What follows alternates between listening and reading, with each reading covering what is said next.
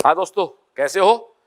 तो ठीक है, अब सब जानते हैं नीट फिजिक्स के कंप्लीट सिलेबस को हमने 20 टॉपिक बना रखा है, जिसका हेडिंग हमने पंच दिया है, 20 पंच है। 4 वीडियो सॉल्यूशन आपके पास आ चुके हैं। औसतन एक वीडियो 1.5 घंटे का मानो आप। दोस्तों ये 40-20 वीडियो आपको देंगे, मात्र 30 घंटे का खेल है। 30 घंटे में हम तो हेडिंग तो 40 डाल रहे हैं घंटे, बट 30 आवर में पूरी फिजिक्स आप गो थ्रू जाएंगे। ठीक है, आज हमारा टॉपिक है momentum conservation, collision and centre of मास। ठीक है डियर, इसके बिना नीट होती नहीं है, बहुत क्लियर सुन लेना है। 26 जुलाई 2020 को याद रखना, इन टॉपिक के बिना नीट नहीं होती, ऐसा मेरा अनुभव है पुराना। ठीक है, शुरू करूं, आ जाओ दोस्तों, ढंग से पढ़ो क्वेश्चन को। वो कहता 3 particles A B C of equal mass move with equal speed. एक तो ध्यान रखना भैया, स्पीड है और यहां नीचे वेग लिख दिया, गलत है भैया, स्पीड है एक्चुअली, चाल है। समान चाल से ये दोस्तों ऐसे देखो, सुनो प्रश्न क्या है कि ये इधर, ये इधर, ये इधर समान चाल से आके टकराए। ठीक है डियर, अब आप जानते हो ये क्या है 120, ये क्या है 120, ये क्या है 120। याद करो, जब भी कोई 3 वेक्टर 120 होते हैं तो रिजल्ट क्या हो जाता है 0। बहुत कॉमन सेंस की बात है, लो पेन चलेगा नहीं इसके अंदर। यानी बिफोर कोलिजन इस सिस्टम का लीनियर मोमेंटम क्या है, रेखीय संवेग क्या है 0। क्लियर? तो जब घटना से पहले 0 है तो फिर भी 0 होगा, फिर 0 होगा, ये रूल होता आप जानते हो। अब तुम खुद क्या कह रहा है कि टक्कर के बाद ए तेरा विराम अवस्था में आ गया, बी तेरा वी से जा रहा है, तो दोस्तों एक वी से जा रहा है तो उसका मोमेंटम क्या होगा mv। बिफोर कोलिजन क्या था 0, आफ्टर कोलिजन क्या करना 0। ये 0 कब होगा, जब इसको आप mv करोगे तो 0 हो जाएगा, क्यों m तो नेगेटिव होता नहीं है। तो डियर हकीकत ये है कि इसकी वेलोसिटी क्या होगी -v होगी। देखो प्लीज, सिंपल कॉन्सेप्ट है। बिफोर कोलिजन मोमेंटम 0, क्यों 120 आप जानते हो 120 में 3 वेक्टर होते हैं, रिजल्ट क्या होता है 0। अब आप देखो कि आफ्टर कोलिजन ए पार्टिकल रुक गया, पीछे 2 बचे, 2 का जोड़ 0 करना है। अरे जब मास इक्वल है और उन मोमेंटम का आपको सम 0 करना है तो कॉमन सेंस की बात है, एक इधर जाएगा एक इधर जाएगा। बोलो हाँ या ना? वो गोली वाली बात है, बंदूक से गोली निकलती है तो वो गोली आगे जाती है, बंदूक पीछे आती है। तो m1 v1 plus m2 v2 equal 0 करो, तो उसको माइनस लगा दो। क्लियर? तो ये एक कॉन्सेप्चुअल क्वेश्चन था। तो दोस्तों ये यदि v वेग से इधर जा रहा है तो ये v वेग से इस तरफ जाएगा। एक को सुनना, इस v को प्लस कहा तो ये v अपने आप ही दोस्तों इसके लिए क्या हो गया रे -v हो गया। डायरेक्शन देता बाई चांस पूछता तो कहते इससे किधर जाएगा, इस पथ पे जाएगा। ओके, आंसर हो गया दोस्तों फर्स्ट। Okay, thank you. हाँ डियर, देखो दोस्तों क्वेश्चन नंबर 2 जो है ना, ये 2-3 क्वेश्चन मिलके बन रहा है। तो नीट में इतना लंबा क्वेश्चन तो नहीं आएगा, बट इसके 2 सेक्शन बन रहे हैं, वो दोनों अपने आप में क्वेश्चन एग्जाम के, तो थोड़ा हो सकता है आपको सुनने में लंबा लगे, लेकिन इसको अपन ढंग से देखो दोस्तों। तो बड़ा सिंपल है। A mass of 2.9 kg is suspended from a string of length 50 centimetre and is rest another body of mass 100 gram which is moving horizontally with velocity of 150 metre पर second strikes it. After striking the 2 bodies combined together the tension in the string when it makes an angle of 60 degree with a vertical edge। आ जाओ भाई साहब, अगला क्या पूछता है, the tension निकालना है। चलो जी, आप खाली करो कुछ पेज इसमें, आप इस क्वेश्चन को भूलो। ये प्रश्न बताऊं क्या, देखो ऐसे है, ये कोई एक एल लंबी 50 सेंटीमीटर, थोड़ा लंबा होगा, थोड़ी सी ध्यान से देखो, आराम से कर रहा हूं, लो 50 सेंटीमीटर लंबी रस्सी है जिसका एक बोब लटका हुआ है, जिसका मास क्या है भैया 2.9 kg। ये गोली मान लो आप, तो यार एक मेरे हाथ में बुलेट है, एक पिस्टन है, मैंने एक गोली छोड़ दी, कितने की रे 100 ग्राम की, 0.1 kg की, किस स्पीड से 150 मीटर पर सेकेंड। अब आप इस रस्सी को भूल जाओ एक बार, ये गोली जाके ब्लॉक के अंदर धस गई तो दोस्तों उसके बाद दोनों एक हो गए तो ऊपर गई, बस। मेरा सिंपल कोलिजन का फंडा ये है, घटना से पहले मेरा एक सब काम लूंगा मैं, बिफोर फिनोमिना आफ्टर फिनोमिना, घटना से पहले घटना के बाद। अब तू जानता भैया कोलिजन इलास्टिक हो या नॉन इलास्टिक हो, लीनियर मोमेंटम इज ऑलवेज कंजर्वेट, बस। अब तेरा साथ m क्या है 0.1, वेलोसिटी क्या है 150, इसका m कुछ भी हो चाहे वेलोसिटी क्या है 0, क्योंकि किसमें भैया रेस्ट मास, ये इसका वेग 0 है। ओके, इक्वल टू ये 3, देख 0.1 ही लिया है, देख 2.9 लिया है, 0.1 लिया है, एग्जाम बहुत कौन से 3 मल्टीप्लाई वी डैश कह दे। ये तेरा कितना भैया 15, वी डैश इक्वल टू क्या आ गया 5 मीटर पर सेकेंड। ये ले एक क्वेश्चन पूरा हो गया, मेडिकल बात पूरी हो गई। यानी मेरे हाथ में पिस्टल है से मैं गोली छोड़ता हूं तो गोली गुटका किस वेग से ऊपर जाएंगे, आंसर क्या है 5 मीटर पर सेकेंड। बोल हाँ या ना। एक बात यहां तक पूरी हो गई। अब मैं इसको मिटा देता हूं, ले मिटा दो। अब आ जा। अब वो कहता है डियर कि ये तेरा गुटका, और अब घटना स्टार्ट यहां से हो रही है। अब ये गुटका और क्या हो रहा है, जिसका मास कितना है 3 केजी, और वो 5 मीटर किससे भैया, गुटका कितना है 3 केजी, मास क्या, वेलोसिटी क्या है 5 मीटर पर सेकंड से ऊपर जाएगा। ऊपर कहां तक जाएगा, ये अगला खुद कह रहा, मैं नहीं कह रहा भैया। कहां तक गया रे 60 डिग्री तक गया। हाँ,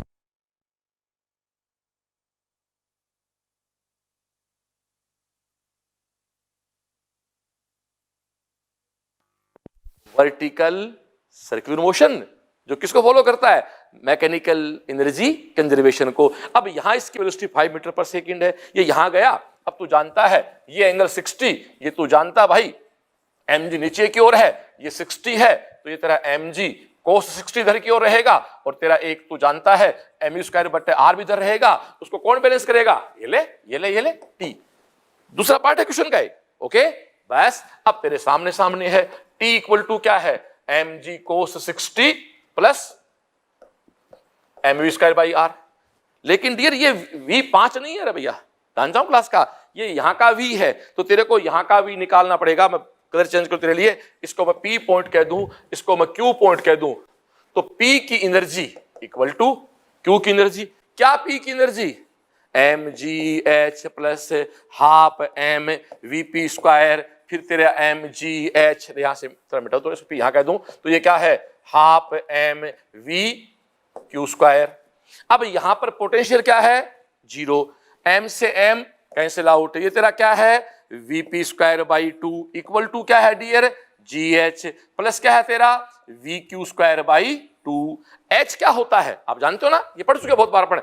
ऐसे केस में h हमेशा क्या होता है l minus L cos theta. एक क्वेश्चन में 4 क्वेश्चन है ये, l बाहर ले ले, this is 1 minus cos theta, l 50 centimetre 0.5 metre, cos 60 क्या होता है 1/2, तो 1/2 ये दोस्तों तेरे सामने आ गया, तो ये तेरा 5/20 आ गया, तो दोस्तों ये एक्चुअल में क्या आ गया 1/4 आ गया। ओके, तो अब आगे चल देख डियर, तो ये तेरे सामने है वीपी स्क्वायर, यहां का वे क्या है 5, मैं फिर कलर चेंज कर लूं तेरे, यहां देख, तो ये कितना हुआ 25 अब इक्वल टू 2। ये तेरा क्या है जी कितना होता है 10, वो क्या भाई 1/4, 1/4 का मतलब 10/4, 10/4 को मैं तू 5/2 कह दूं। ओके, वी क्यू स्क्वायर तुझे निकालना है अपॉन 2। अब देख सीधा करता हूं, इसको इधर ला, 2 LCM आएगा, 25 माइनस 5 कितना बचेगा 20, 20 अपॉन 2 कट गए, तो दोस्तों तेरे सामने सामने वी क्यू की वैल्यू क्या आ गई √20। बस अब आप इस इक्वेशन पे आओ, देखो एक क्वेश्चन में 6 क्वेश्चन हो रहे हैं, 4-5 हो चुके हैं, क्लियर। इस पॉइंट पे वी क्यू क्या है √20, ए मिटा दूं, ले आ जा।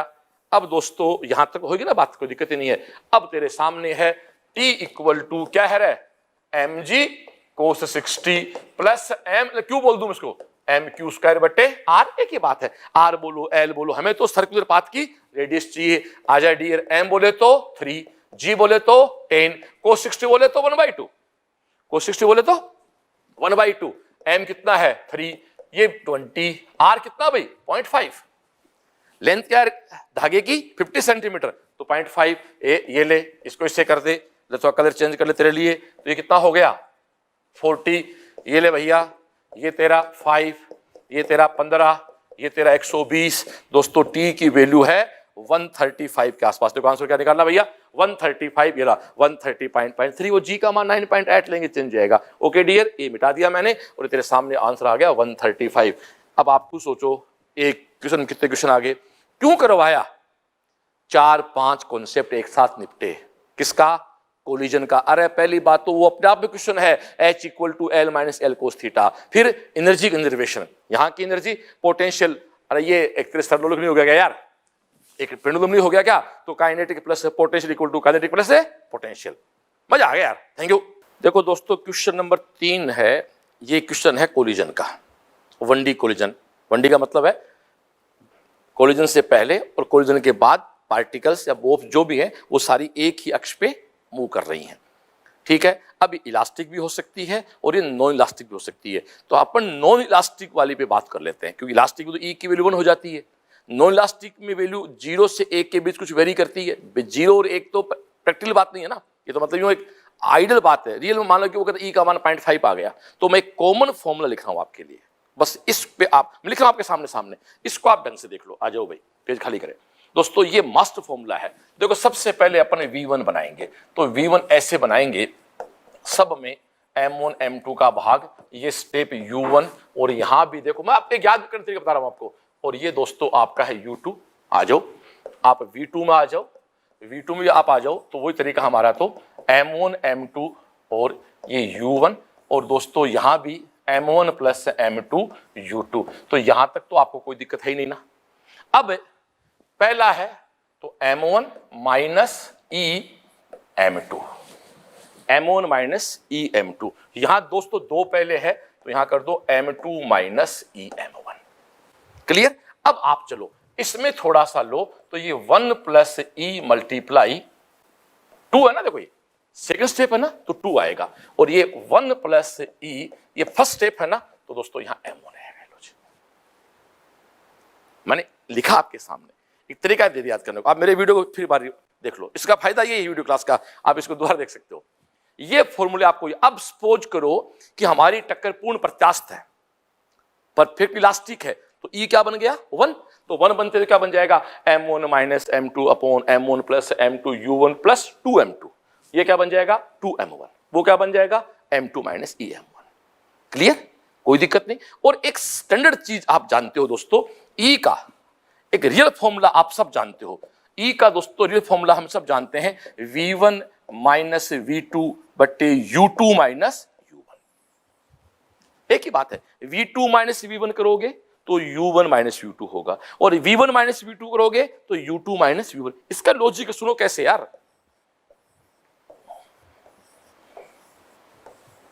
ये ऐसे घटना घट रही है, this is U1, this is U2, this is V1, this is V2।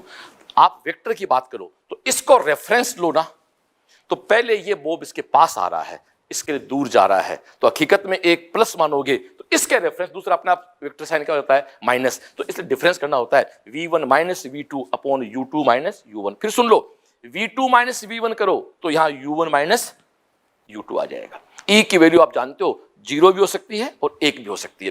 पूर्ण अप्रत्यास्थ, परफेक्टली नॉन इलास्टिक, तो E क्या हो गया 0। परफेक्टली इलास्टिक है तो E की वैल्यू क्या हो गई 1। ये दोस्तों E की वैल्यू निकालने का तरीका है। एक तरीका और भी निकालने का बताऊं आपको, मैं यह बताऊं, एक कोई बोब है, वो H1 ऊंचाई से गिरता है और टकराया, और टकराने के बाद सपोज करो कि वापस H2 ऊंचाई तक उठता है, तो यहां भी सीधा फॉर्मूला है E इक्वल टू होता है root H2 by H1।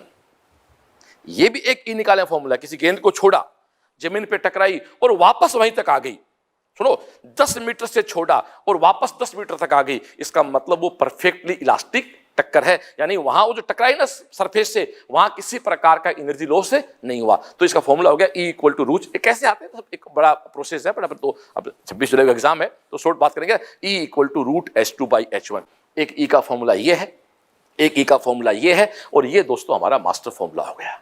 Clear, okay. हाँ डियर, अब वो जो मास्टर चाबी आपको मैंने दी, इसको अप्लाई कर दो क्वेश्चन में, क्या फर्क पड़ता है यार।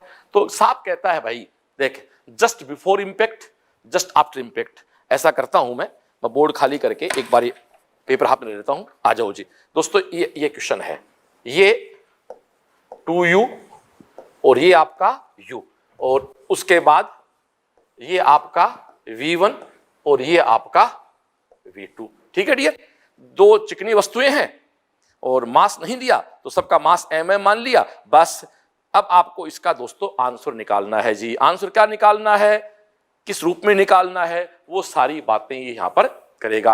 आपको इसमें E दिया है, कहने का अर्थ ये है कि यहां E 0 नहीं है। ठीक है डियर, कोई दिक्कत तो आजा भैया। E इक्वल टू क्या करेगा V1 माइनस V2 बट्टे U2 माइनस U1। आजा, V1 क्या है अगला खुद कह रहा है भैया v1 है, ठीक है डियर, ये v1 है, v2 क्या है, v2 है, u2 क्या है, u2 क्या है, u, और u1 क्या है, -2u। तो ठीक है डियर, तो तेरे सामने सामने इक्वल टू क्या आ गया, ध्यान दे, v1 माइनस v2 बट्टे क्या हो गया, -u। कोई दिक्कत नहीं, हटा दे माइनस को, तो v2 माइनस v1 कर दे, तो v2 माइनस u बट्टे u। आ जा भैया, अब आप ऑब्जेक्ट निकाल के आंसर दे रहा है, ए ई बल्टी रहा, देख ए लड़के, यही तो है, E multiply U equal to V2 minus V1। घबरा मत यार, जैसे कहता वैसे करता जा। Okay, thank you. दोस्तों, ये रॉकेट का एक कॉन्सेप्चुअल क्वेश्चन है, और आप एक सीन देखना, क्वेश्चन बाद में पढ़ते हैं। रॉकेट में अभी ईंधन भरा हुआ है ना, तो ईंधन का, फ्यूल का और रॉकेट का मास है। अब सोचो रॉकेट जाना स्टार्ट हो गया, तो समय के साथ धीरे धीरे फ्यूल कंजप्ट होगा ना, फ्यूल कंजप्ट होगा तो उसका मास कम होता जाएगा, रॉकेट ऊपर जाएगी, धुआं पीछे निकलेगा, जो पीछे धुआं निकलता है वो क्या लगाता है, अपथ्रस्ट फोर्स, उससे रॉकेट जाती है ए ऊपर की ओर। ये सब इसके मूल कॉन्सेप्ट है, ठीक है। अब आ जाओ, अब मैं इस क्वेश्चन को मैं रॉकेट का चित्र बनाता हूं, पहले तो आप बढ़िया सा, ये आपकी रॉकेट है, ठीक है डियर। अगला साहब कहता है रॉकेट का मास क्या है, m है। इससे जो गैस निकल रही है, गैस क्या निकल रही है, माना कोई स्मॉल m गैस निकल रही है, तो वो r है, r क्या है, dm/dt। साहब कहता ना यार, गैस के लीकेज होने की रेट तो dm/dt r है, और गैसों का वेग रॉकेट के सापेक्ष v है, और ये जो रॉकेट इधर जो गैस आ रही है उसका वेलोसिटी क्या है, u है। तो दोस्तों ये कहता है कि रॉकेट किस एक्सीलरेशन से ऊपर जाएगा। फिर ध्यान सुनो, आप फिजिक्स को मत देखो, एक लाइफ देखो। रॉकेट खड़ी है, फ्यूल अंदर है, रॉकेट है, ठीक है, स्टार्ट हुई, ऊपर जाना शुरू हुई, पीछे धक्का लगता है धुएं का, है ना, धुआं पीछे आता है, उसका धक्का क्या लगेगा, ऊपर की ओर। और अगला साहब कहता है r dm/dt, यानी पर सेकंड क्या है, स्मॉल m मान लो। तो दोस्तों आप ये बताओ कि t सेकंड के बाद इसका कितना मास बचेगा, तो t सेकंड बाद इसका मास बचेगा m माइनस RT। भाई एक सेकंड में क्या है, dm/dt r, तो t सेकंड बाद क्या हो जाएगा, m dash equal to m minus RT। Okay dear, एक बात पूरी होगी। अब तू खुद देख, इस पे एक अपथ्रस्ट फोर्स लगेगा, F बराबर dp/dt। dp क्या होता है, अपन बहुत बार कर चुके हैं, dp दोस्तों क्या होता है, mu। अपथ्रस्ट कौन लगा रहा है, रॉकेट नहीं, धुआं लगा रहा है। ओके डियर, तो F इक्वल टू u बाहर निकाल, लड़के वो सुन ले रहे, अब तक आपने m बाहर निकाला था, आज यहां m वेरिएबल है, तो दोस्तों ये क्या बन गया तेरा, dm/dt। dm/dt क्या है, r है, तो F इक्वल टू क्या आ गया, ur। तो ur फोर्स है जिसके कारण रॉकेट मूव कर रहा है। कलर चेंज करो तेरे लिए, तो दोस्तों आप जानते हो F की दो वैल्यू आ गई, m dash a equal to ur। m dash आएगा ना भाई, m नहीं, m डैश क्या है, ये ले m minus RT equal to क्या है दोस्त, u multiply r, u multiply r। ध्यान दे क्लास, ये तेरा u है और ये तेरा मल्टीप्लाई r, ये a से मल्टीप्लाई इधर, ये तेरा ur है। अब अगले से क्या पूछा तेरे से, स्पष्ट dv/dt पूछा नहीं, a पूछा है, तो दोस्तों a की वैल्यू क्या हो गई, तेरे सामने सामने है ur upon m minus RT, ur upon m minus RT। ये ले भैया, ये तेरा फर्स्ट आंसर आ गया, बिल्कुल सिंपल एस्पेक्ट है। Okay thank you. एक बार फिर देख लो, रॉकेट ऊपर जा रहा है, धुआं नीचे आ रहा है, a किसका है, रॉकेट का, u किसका है, स्मोक धुआं, जो भी कह सकते हैं, पर बस। तो एक f तो dp/dt से, एक f किससे, m डैश बोलना पड़ेगा ना, कि रॉकेट का मास m नहीं रहेगा, निकल रहा ना समय के साथ, तो ये m डैश a ur, तो a m minus RT equal to ur। तो दोस्तों a क्या होता है, ना a की बात है यार, dv/dt कहो चाहे a कहो। Okay thank you. दोस्तों question number 5, best of collision, ध्यान से बैठ जाओ भाई, जैसे जैसे अगला कहता है वैसे करना सीख लो। Two body A and B of masses 1 kg, 2 kg moving towards each other with velocity 4 meter, 1 meter suffer a head on collision and stick together. The combined mass will, खाली कर दे भैया। देख लड़के, ये क्या कह रहा है, एक बॉडी ये A है, एक बॉडी दोस्तों ये B है, जरा बोलना भाई, इसका मास क्या है 1 kg, इसकी वेलोसिटी क्या है 4 मीटर पर सेकेंड, इसका मास क्या है 2 kg, इसकी वेलोसिटी क्या है 1 मीटर पर सेकेंड। एक बार क्वेश्चन देख लो, ये कह रहा है दोस्तों, स्पष्ट कह रहा है अगला 1 और 2, 4 और 1। अब दोस्तों ये ऐसे मूव कर रहे हैं, क्लियर। अब ये दोनों टकरा गए और टकराने के बाद दोनों एक हो गए। अब इसकी वेलोसिटी क्या है और डायरेक्शन क्या है? टक्कर कुछ भी हो, कोलिजन कुछ भी हो, लीनियर मोमेंटम कंजर्वेशन रहेगा। अब यहां एक रेफरेंस लूंगा मैं दोस्तों, इसको बेस बनाऊं तो उस वेलोसिटी को मैं उधर लेके जाऊं तो मैं ये कह दूं ये बॉल भी इधर जा रही है और ये बॉल भी इधर जा रही है, तो दोस्तों इसका जो v है उसके साथ साइन क्या जाएगा? नेगेटिव का। बस ध्यान देना, ठीक है। अब आ जा, m क्या है? 1, ये क्या है? 4, ये माइनस आएगा, देख 2 मल्टीप्लाई 1। और लड़के माइनस क्यों आया? m भी 2 1, देख ये इधर आ रहा है, रेफरेंस मैंने उधर ले लिया। ओके, इक्वल टू, टक्कर के बाद दोनों एक हो गए ना, तो 2 एक 3 kg मल्टीप्लाई v डैश। ये 4 माइनस 2 क्या है? 2। तो दोस्तों v डैश की वैल्यू आ गई 2/3। अब ध्यान दे क्लास, v डैश पॉजिटिव आया है, ध्यान दे लड़के। इसका मतलब जो रेफरेंस मैंने माना वही है, तो रेफरेंस मैंने इसको माना है। इसका मतलब जिधर 1 kg की गेंद जा रही है उधर ही मेरा टक्कर के बाद का पिंड जाएगा। क्लियर? बस इतना पूछा अगले ने। आजा भैया आंसर में आजा। ए ये ले, साफ कहता है हल्के मास की गति की दिशा में गति करेगा। ये ले, ठीक है। देख मैं इसको तेरे को खाली करना दोबारा कर दूं, ले मैं रेफरेंस चेंज कर दूं, तेरे को दोबारा कर दूं, खाली करो पेज, ले मैं तेरे को फिर से कर दूं। ये ए, ये बी, ये 1 kg वेलोसिटी 4, 2 kg वेलोसिटी 1, ये इधर, ये इधर। ले इस बार मैं रेफरेंस इधर ले लूं, तो इधर लूंगा ना तो ये मेरा क्या होगा? 4 मल्टीप्लाई 1। क्योंकि इसको इधर रेफरेंस लूंगा तो ये माइनस हो गया। ये तेरा क्या है? 2 मल्टीप्लाई 1 इक्वल टू क्या होगा? वही 3 मल्टीप्लाई वी। तो तेरे सामने क्या है? ये देख v की वैल्यू क्या आ गई? वही -2/3। आंसर नहीं बदला, -2/3। तो माइनस का मतलब जो रेफरेंस मैंने लिया उसका उल्टा आएगा। क्लियर? Thank you. हाँ डियर, क्वेश्चन नंबर 6 कोई कॉन्सेप्ट नहीं है, P = mv है, सारे कैलकुलेशन करनी पड़ेगी, कोई रास्ता नहीं है। अगला साहब कहता है which of the following has maximum momentum. तो दोस्तों पहले में तो क्या है? 100 kg और वेलोसिटी दे रखी है। आजा भैया सीधा सा है, P = mv, m तेरा 100 है, v तेरा 0.02 है, तो तेरे सामने सामने कितना आ गया भैया? 2 आ गया। ओके, बोल हाँ या ना। यूनिट तो रहेगी वो जो यूनिट है P की। अगले में क्या भैया? ये तेरा P1 हो गया। दूसरे में तेरा क्या है? अगला साहब कहता है 4 kg वेट मूविंग 1000 सेंटीमीटर पर सेकेंड, तो मीटर करेगा तो उसको 10 कर दे, तो तेरा m क्या हो गया? 4। Okay dear. और एक बात ध्यान देना भैया, 4 kg 4 ग्राम है, 4 ग्राम है ना, तो दोस्तों 4 मल्टीप्लाई 10⁻³ और ये तेरा 1000, तो इसको आप चेंज करें सेंटीमीटर में तो क्या कहोगे? 10⁻² कहोगे, तो ये तेरा 3 तो इससे कट जाएगा दोस्त, ये एक्चुअली तेरे साथ क्या आ गया? 0.04 आ गया। ठीक है, सिंपल सी कैलकुलेशन है। अब थर्ड में क्या है? इतने ग्राम भार जो इतनी गतिज ऊर्जा के साथ गतिशील है, तो दोस्तों गतिशील है तो मैं जानता हूं P का फॉर्मूला होता है P = √2mE। क्लियर? निकाल दूं आपके लिए।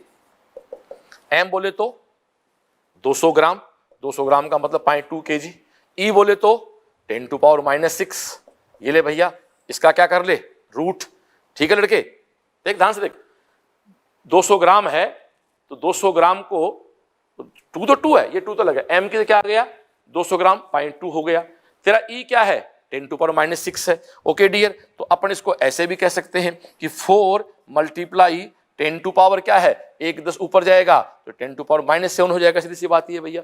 अब ऐसा कर, इसको अपन सोल्व करेंगे तो दोस्तों इसके सॉल्यूशन से जो इतना छोड़ दें, 4 मल्टीप्लाई 10⁻⁻7 हो गया। अब आप फोर्थ में आ जाओ। फोर्थ ऑब्जेक्ट क्या है?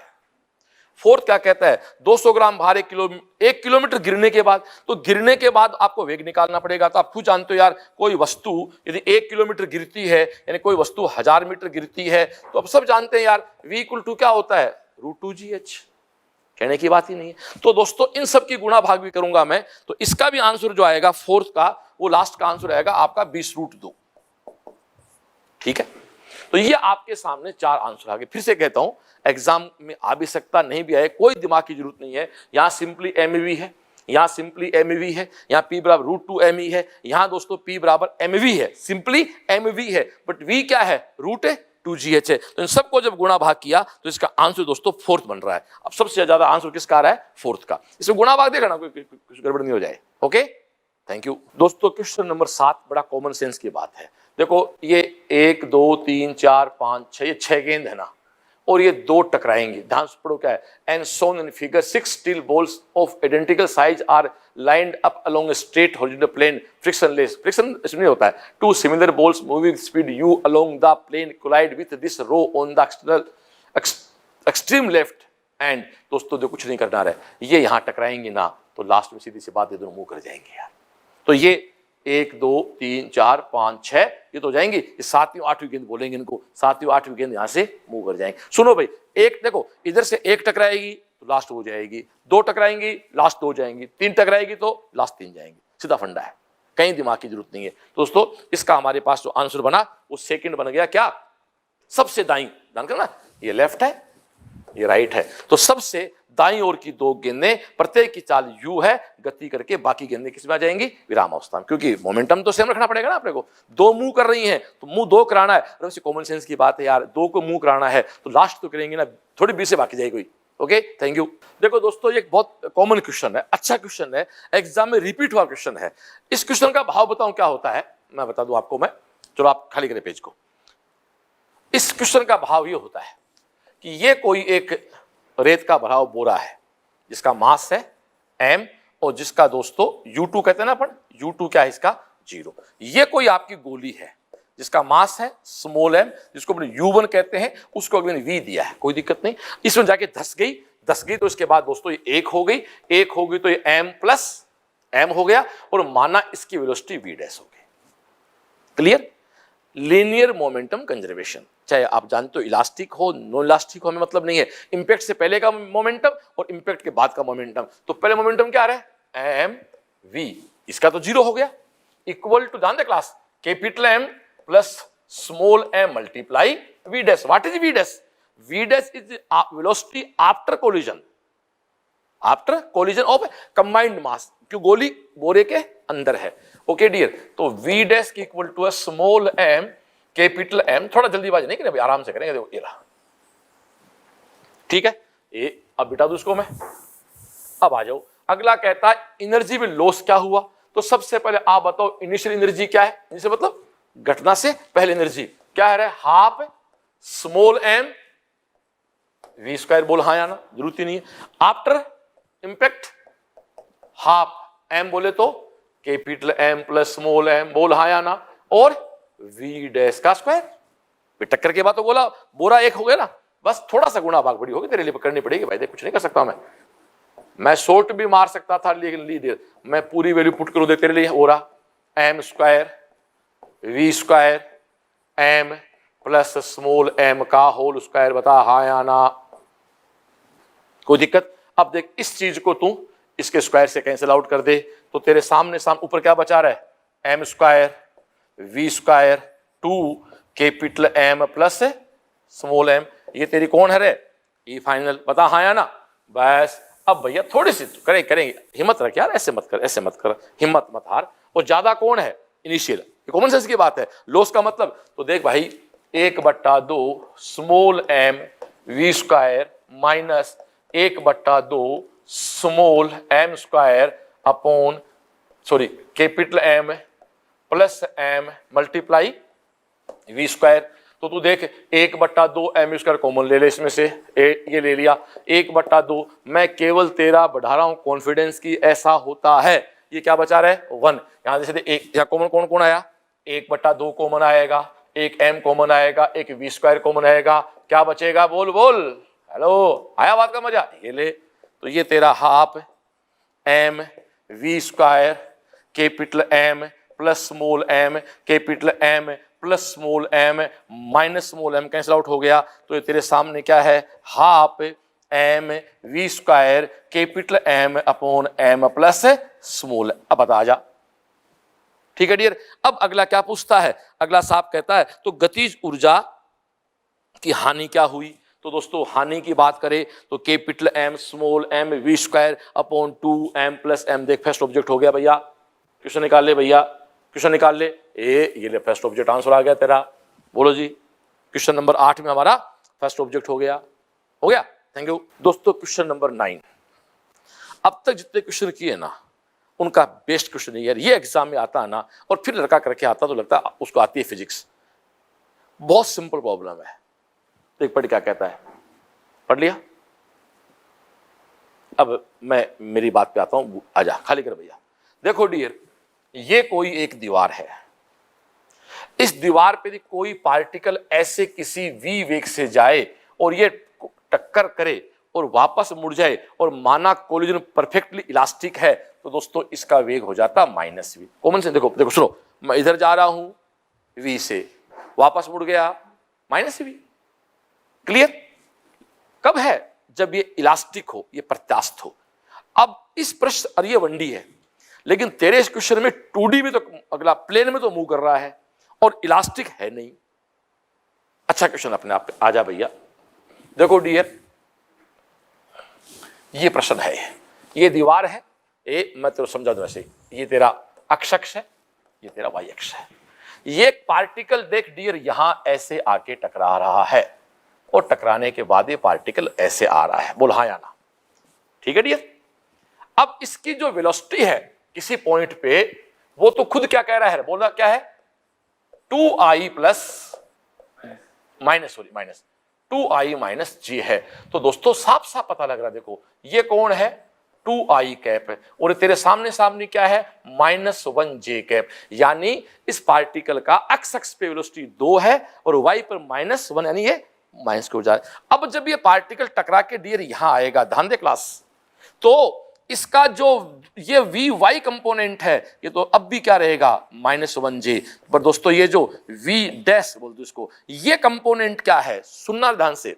यदि कोलिजन इलास्टिक होती तो इसकी वैल्यू सीधी में क्या कर देता, -2। बोला है ना? नीट में प्रॉब्लम अपने आप में। यदि ये कोलिजन परफेक्ट इलास्टिक होती तो कुछ नहीं करता कि -2 +2 से जा रहा था और -2 से आ गया। बट दोस्तों ये ऐसा नहीं है। यहां पर इसको आपको निकालना है कि ई की वैल्यू हाफ है। एक बात जानते हैं यार, व्हाट इज ई?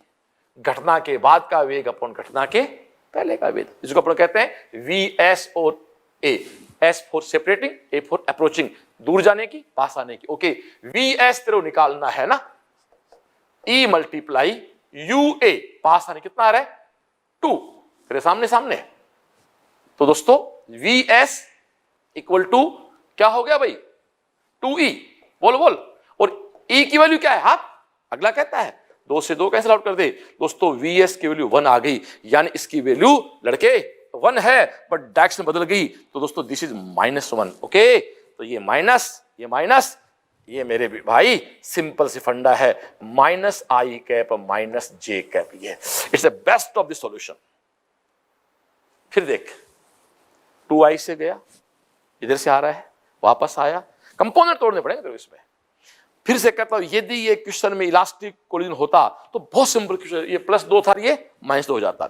लेकिन दोस्तों कहता 50% नष्ट हो गया, सीधी सी बात है इसमें। तो 2 का आधा 1 हो गया। ई का मान आधे का मतलब होता है 50% खत्म हो जाना।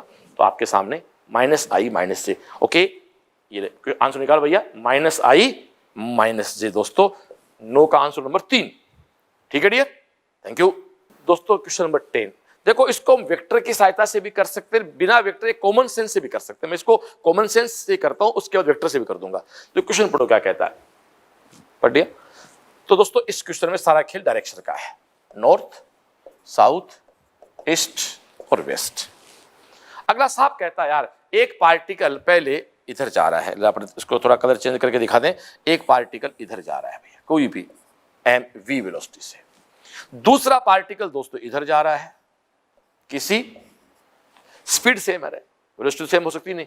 अब तू खुद देख, इसका p क्या है, mv, इसका p क्या है, mv। तो देखा जाए तो ये एक p, ये भी p और ये भी p, तो इन दोनों का रिजल्टेंट p क्या हो गया, √2p before collision. Common sense की बात है। तो बिफोर कोलिजन दोस्तों क्या है, √2p, p क्या है, m × v। अब अपन जानते हैं घटना से पहले घटना के बाद दोनों एक हो गए, दोनों एक हो गए तो 2m multiply v dash, okay, m से m कैंसिल आउट कर दे, तो दोस्तों v डैश का मान क्या आ गया, v by root two, v by root two. ठीक है, कोई दिक्कत? थैंक यू दोस्तों। क्वेश्चन नंबर 11, यहां तो कुछ फॉर्मूले हैं वो आपको डायरेक्ट याद रखने होंगे, फिर भी लो मैं एक हल्का सा हिंट आपको दे देता हूं, आप क्वेश्चन पढ़ लो पहले क्या है। ये कहता ball falls from the rest from height h ऊंचाई से कोई एक बॉल नीचे की ओर गिर रही है, and rebounds of height h/4, ये वापस जाती है किसी h/4 हाइट से, वापस उछलती है। तो कॉमन सेंस की बात है कि ये कोलिजन इलास्टिक नहीं है, इसका आपको ई निकालना है। तो एक तो ई का सीधा फॉर्मूला मैंने आपको पढ़ाया था, ई इक्वल टू होता है रूट h2 बाई h1, याद रख लो इसको। What is h2? h2 क्या है, h/4, this is h, cancel out दोस्तों 1/2। आंसर क्या आ गया आपके सामने, 1/2। 11 का आंसर क्या हो गया दोस्तों, 1। ओके, थैंक यू दोस्तों। क्वेश्चन नंबर 12 पे जाने से पहले या शुरू करने से पहले आप देखो सेंटर ऑफ मास शब्द काम आ गया। अब तक हमारे क्वेश्चन जो थे वो हमारे लीनियर मोमेंटम कंजर्वेशन पे थे, तो सेंटर ऑफ मास के बारे में थोड़ी सी बात अपन कर लेते हैं। जैसे सपोज करो ये कोई बॉडी है, दिख रही है कैमरे में, ये कोई आपकी बॉडी है, इस पे मैं कोई फोर्स लगाऊंगा तो फोर्स तो पूरी बॉडी पे, बहुत बड़ी बॉडी मान लो, बड़ा सा पिंड है, मैं इसको धक्का दूंगा तो पूरी बॉडी पे फोर्स लगेगा, लेकिन मुझे इसको एक पॉइंट मानना पड़ेगा कि मैं मानूंगा वो सारा मास किसी एक पॉइंट पे सेंट्रलाइज्ड है, बस उसको सेंटर ऑफ मास कहते हैं। ठीक है डियर, बस ये ध्यान रखना चीज का, ये एक बड़ा, और ये लीनियर मोशन में काम आता है, रेखीय गति में काम आता है। अब उस दोस्तों वो जो आपने सेंटर ऑफ मास माना, उसका पोजीशन क्या है, उसके पोजीशन वेक्टर क्या है, उसका स्थिति सदिश क्या है, तो दोस्तों ऐसे निकालते हैं RCM। माना कोई M1 पार्टिकल है वो R1 है, M2 है वो R2 है, प्लस M3 है R3 plus dash dash dash upon M1 plus M2। ये सब वेक्टर में भैया, एक बात ध्यान जाओ क्लास का, ये सारे किस में रहेंगे, वेक्टर में, सब वेक्टर है ये, R के ऊपर वेक्टर लगा दे। अब यदि मुझे उसका VCM चाहिए, मुझे उसका वेलोसिटी चाहिए, तो M1 V1 M2 V2 plus dash dash upon M1 plus M2। जब दोस्तों वेलोसिटी है तो एक्सेलरेशन भी होगा, तो मुझे इसका A चाहिए, तो मैं वो A क्या निकालूंगा, M1 A1 M2 A2 upon plus dash dash dash जितने भी है M1 plus M2 plus dash dash. देखो भाई एक साथ पढ़ना सीखो यार। आज हम बात कर रहे हैं 13 मई को, एग्जाम 13 मई 2020 को, एग्जाम है 26 जुलाई 2020 को। तो अब दोस्तों पूरी थ्योरी की कहानी नहीं कर सकते, वो तो मेरे साथी ने पढ़ा दिया जिस भी कोचिंग पढ़े। ये कॉमन बात है। सेंटर ऑफ मास का पहला पॉइंट, लीनियर मोशन रेखीय गति का कॉन्सेप्ट है। किसी बड़ी बॉडी का सारा मास तो काम दे सकते नहीं, उसको किसी एक पॉइंट पे मानेंगे, किसी एक पॉइंट पे मानेंगे तो कॉमन सेंस की बात है, मान लो ये सारी इतनी सारी बॉडी है तो इसका कोई सपोज को यहां मान दिस RCM, ये लोकेशन होगी इसकी, सीधी सी बात है। पूरी बॉडी थोड़ी पढ़ेंगे, माना क्या किसके सापेक्ष रेफरेंस होता है हमारा, एक्स और वाई ओरिजिनल पॉइंट के सापेक्ष ले ली, फिर उसका कोई VCM होगा, फिर इसका कोई, तो जिसको ये फॉर्मूला याद है अलग से याद नहीं करना, उसको अलग से याद नहीं करना। क्लियर? अब आता हूं मैं क्वेश्चन पे दोस्तों, अब आप क्वेश्चन पढ़ो दो क्या कहता है। Consider a system of two identical particles. One of the particle has an acceleration a while the other is at rest. The center of mass has an acceleration. बोलो बोलो बोलो भाई, बोलो बोलो बोलो रे बोलो, M1 A1 M2 A2 upon M1 plus M2। अगला साफ कहता भैया दो एक समान कण से निकाय है, एक कण का त्वरण a है, दूसरा कण स्थिर है, स्थिर है इसका मतलब अपने आप त्वरण क्या हो गया भैया, 0 हो गया। ये कहानी दोस्तों 0 हो गई। तो द्रव्यमान केंद्र का त्वरण क्या है, सेंटर ऑफ मास का एक्सेलरेशन क्या है। अगला साफ कहता दो एक समान है, एक समान का मतलब डियर तेरे सामने सामने m multiply a upon 2m, ये कैंसिल आउट है। आंसर क्या आ गया भाई, a/2 का मतलब 0.5, 12 का आंसर आ गया दोस्तों 3। ये ले हो गया ना, अपने समझा दिया ना, फट कर गया तो थैंक यू। आओ भाई ध्यान से करो इस क्वेश्चन को, ये real question centre of mass का। पढ़ो क्वेश्चन पढ़ो, पढ़ लिया, आ जाओ। 3 point masses M1 M2 M3 placed at corners of mass, सब लिखा हो देखो दोस्तों तेरे सामने है। A पर मास क्या है 1.6, B पर है 2, C पर है 2 पॉइंट, यहां कोई मास नहीं है। आपको भैया इस निकाय का इस सिस्टम का सेंटर ऑफ मास के कोऑर्डिनेट निकालने हैं, एक्स एक्स पे क्या है और वाई पे क्या है। आप खुद देखो, मैं अभी आपको मैंने आरसीएम बताया, तो आरसीएम क्या होता है, एक्स आई कैप, वाई जे कैप और जेड के कैप।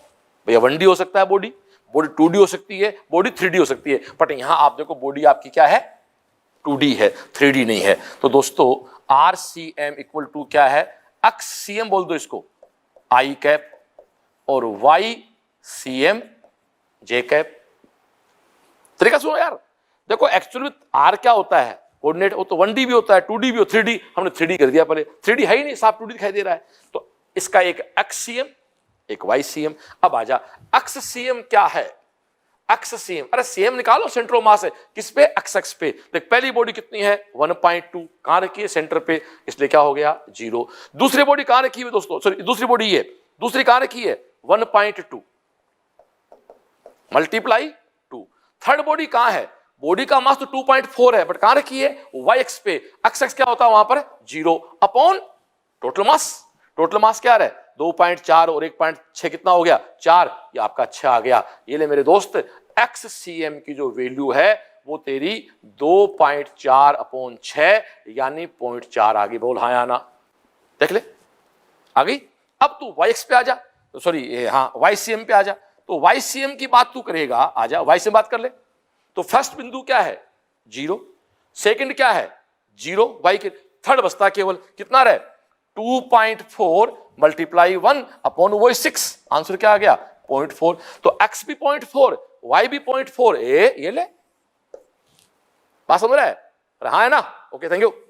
हाँ डियर, क्वेश्चन नंबर 15 जो है ना, देखो वो कहता है कि सेंटर ऑफ मास की चाल बताओ। तो सेंटर ऑफ मास की स्पीड के लिए आपको पहले बता दो फॉर्मूला में याद हो तो, याद है क्या, m1 v1 plus m2 v2 upon m1 plus m2। Clear, कहीं कोई दिक्कत नहीं है। अब m1 क्या देखते सामने सामने है, m1 क्या है 10, v1 क्या है उसका 14, m2 क्या है 4, बट वो किस कंडीशन में है, रेस्ट कंडीशन में। ये तेरा कितना है 14, तो दोस्तों आपके सामने है 114/14, तो इसका आंसर है 10 मीटर पर सेकेंड। ओके 10 मीटर पर सेकेंड। Okay thank you. दोस्तों इस पेपर में क्वेश्चन नंबर 16, 18 और 25, ये जब सॉल्यूशन किया तो मुझे लगा तीनों का एक लॉजिक है, 16, 18 और 25। इन सब का एक अर्थ है, अर्थ क्या है कि यदि बाहर से कोई फोर्स 0 होता है तो आप जानते हो दोस्तों dp इक्वल टू dt 0 होता है, dp इक्वल टू 0 होता है तो p इक्वल टू क्या हो जाएगा कांस्टेंट, ये ध्यान चीज का। और f जब 0 होता है तो कॉमन सेंस की बात है, f इक्वल टू क्या होता है ma, ये 0 है तो a ऑटोमेटिक क्या हो जाता है 0, क्योंकि मास तो कभी किसी बॉडी का 0 हो नहीं सकता, क्योंकि मास 0 हो गया बॉडी नहीं है फिर तो 16, 18, 25 तीनों एक क्वेश्चन है। क्लियर, आज क्या कहते हैं पढ़ लो। Two particles of different masses initially at rest at distance r apart due to mutual attraction they approach each other when they are at distance r/2, the velocity of the center of mass, मतलब ही नहीं है भैया, बाहर से कोई force नहीं है ना, सुन ले भाई, बाहर से कोई फोर्स नहीं, खत्म बात। तो आंसर क्या हो गया फर्स्ट। ओके डियर, आप क्वेश्चन 18 निकालें। आओ जी 18 पे आ जाओ। क्या कहता है, A and B initially at rest move toward each other under a mutual force of attraction. Mutual force attraction मतलब बाहर से कोई फोर्स है नहीं है भाई जी, कुछ ही पूछे अगला, इसका आंसर भी क्या हो जाएगा 0। अरे आउटर फोर्स नहीं है ना तो सेंटर ऑफ मास के मूव मोमेंट नहीं कर सकता। ओके आप 25 में आ जाओ। ये 25 under the effect of mutual internal attraction, वही बात है F0 एंड dp/dt 0 जो बताया, तो आपका रेखीय समय क्या हो गया संरक्षित। तो दोस्तों 16, 18, 25 ये तीनों क्वेश्चन एक ही हैं। Clear, okay thank you. हाँ दोस्तों क्वेश्चन 17 साफ है, the centre of mass of system is always at its geometrical centre, ना कोई जरूरी नहीं है। Is always anywhere inside it, कोई जरूरी नहीं है। इज ऑलवेज आउटसाइड, कोई जरूरी। दोस्तों सेंटर ऑफ मास सेंटर भी हो सकता है, सरफेस भी हो सकता है, अंदर हो सकता है, बाहर हो सकता है। आंसर होगा फोर्थ। यहाँ एक बात मैं आपको याद दिला दूं, one is centre of gravity और one is centre of mass. Centre of mass बाहर हो सकता है, सेंटर ऑफ ग्रेविटी कभी बॉडी के बाहर नहीं हो सकता। Okay thank you. दोस्तों question number 19 centre of mass का बेस्ट क्वेश्चन है, आप क्वेश्चन पढ़ लो पहले। ये तरीका होता है ऑनलाइन का, पॉज करके पढ़ लिया। अब आ जाओ मैं इस क्वेश्चन को मेरे हिसाब से आपके डायग्राम बनाता हूं। आजा भैया, पेज खाली कर। ये इंक है इसकी, ये एक सर्कल बनाया। वो कहता है ये जो सर्कल बना इसमें कितनी काम आई? 6 एम। कितनी काम आई? 6 एम। क्वेश्चन पढ़ना। और इसके कोऑर्डिनेट क्या है? 0 0, यानी इसका कोऑर्डिनेट है 0 0। इसका जो मास है वो कहां मानता है? एक्स भी 0 और वाई भी 0। तो इसके कोऑर्डिनेट है 0 0, एक्स कोऑर्डिनेट, वाई कोऑर्डिनेट। अब दोस्तों मैं थोड़ा सा इसको ऐसे सिस्टमेटिक बना लूं। एक गोला यहां बनाया, एक गोला यहां बनाया, कलर चेंज करूं तो रेड कर दूं। एक लाइन दोस्तों यहां पर खड़ी कर दी, एक लाइन पड़ी हो गई। अब क्वेश्चन में आना, ये जो गोला है उसका मास क्या? एम। ये देखो सबका मास कितना है? Small M. A small M. ये गोला कहां पर है? तेरे सामने स्पष्ट है, ये लाइन यहां से माइनस ए। क्वेश्चन में आजा, वापस आजा दोस्तों। ये गोला कहां है? अब देख, ये वाला गोला एम कहां पर है? माइनस ए। कॉमन सेंस की बात है यार, ये ओरिजिनल पॉइंट है। दूसरा गोला एम कहां पर है? ए पर। ये दोस्तों लाइन किस पे है? एक्स एक्स पे 0 0। और ये लाइन देखो, आप खुद आओ क्वेश्चन में आओ, बड़ी लाइन जो है साफ कहते देखो, देखो दोस्तों क्या क्या कोऑर्डिनेट है? 0 0, माइनस ए 0 0 0 माइनस ए। वापस क्वेश्चन में आ जा, 0 माइनस ए ले। 1 2 3 4 5, 1 2 3 4 5। बस अब तो निकालना क्या है? वाइक्स निकालना है तेरे को, वाई सेम निकालना ना केवल। तो वाई सेम निकालेगा तो पहले में तो 0 हो गया, तो पूरी बात कर ले यार। 6 M multiply 0, M multiply M multiply M multiply 0 plus M multiply minus A upon 10 M. तो Y C M equal to क्या हो गया दोस्तों? तेरे सामने ऊपर एम ए अपॉन नीचे 10 एम आएगा। ये ले मेरे भाई ए बाई 10। राजी? आज आप देख लो कौन सा आंसर है? ए बाई 10। पता एग्जाम में क्यों नहीं आ सकता? बड़े प्यार से आएगा। 26 जुलाई 2020 को देखना। थैंक यू दोस्तों। क्वेश्चन नंबर 20 थोड़ा सा लैंग्वेज में टिपिकल है, बाकी है बहुत अच्छा। तो साहब कहता कि सेंटर ऑफ मास, क्वेश्चन पढ़ लो पूरा, पढ़ लिया। क्वेश्चन का भाव क्या है? 10 किलो, 20 किलो, 30 किलो मास के 3 पिंड का द्रव्यमान के अंदर 0 0 0 है। यानी दोस्तों ये कहने का मतलब है ये 60 केजी मास जो है ना वो 0 0 0 पे रखा हुआ है। सीधे साथ ये यार। अब वो कहता है कि 40 केजी का पिंड कहां रखें? 40 केजी का पिंड कहां रखें?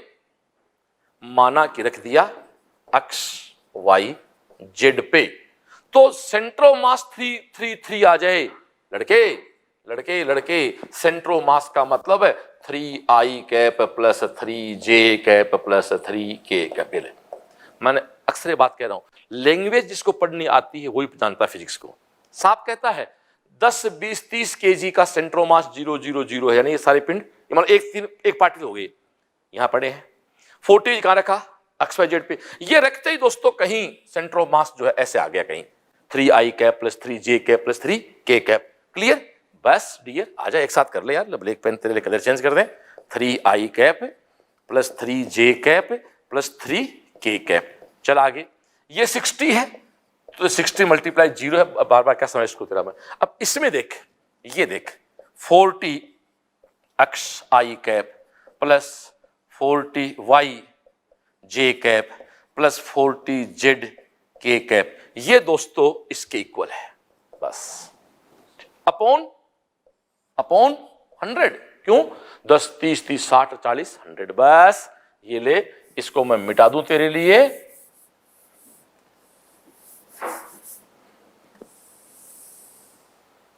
ठीक है डियर? बस अब आजा। तो तेरे सामने क्या है?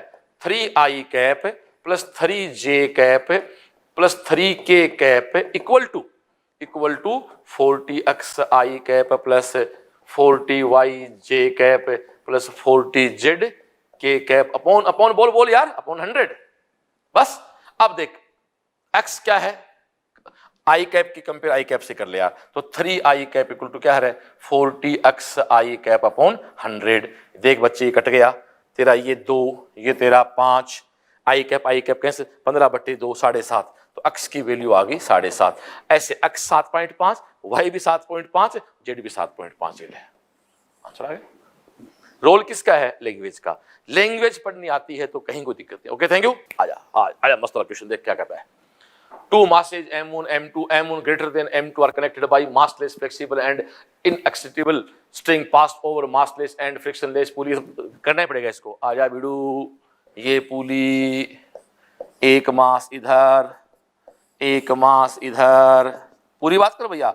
ये M1, ये M2, साफ कहता है M1 M2 से बड़ा है, M1 M2 से बड़ा है तो मोमेंट किधर होगा? इस तरफ है। हेलो, इस तरफ होगा। किससे होगा रे? या भूल गया क्या? M1 माइनस M2 बटे M1 प्लस M2 मल्टीप्लाई जी। बता हाँ या ना?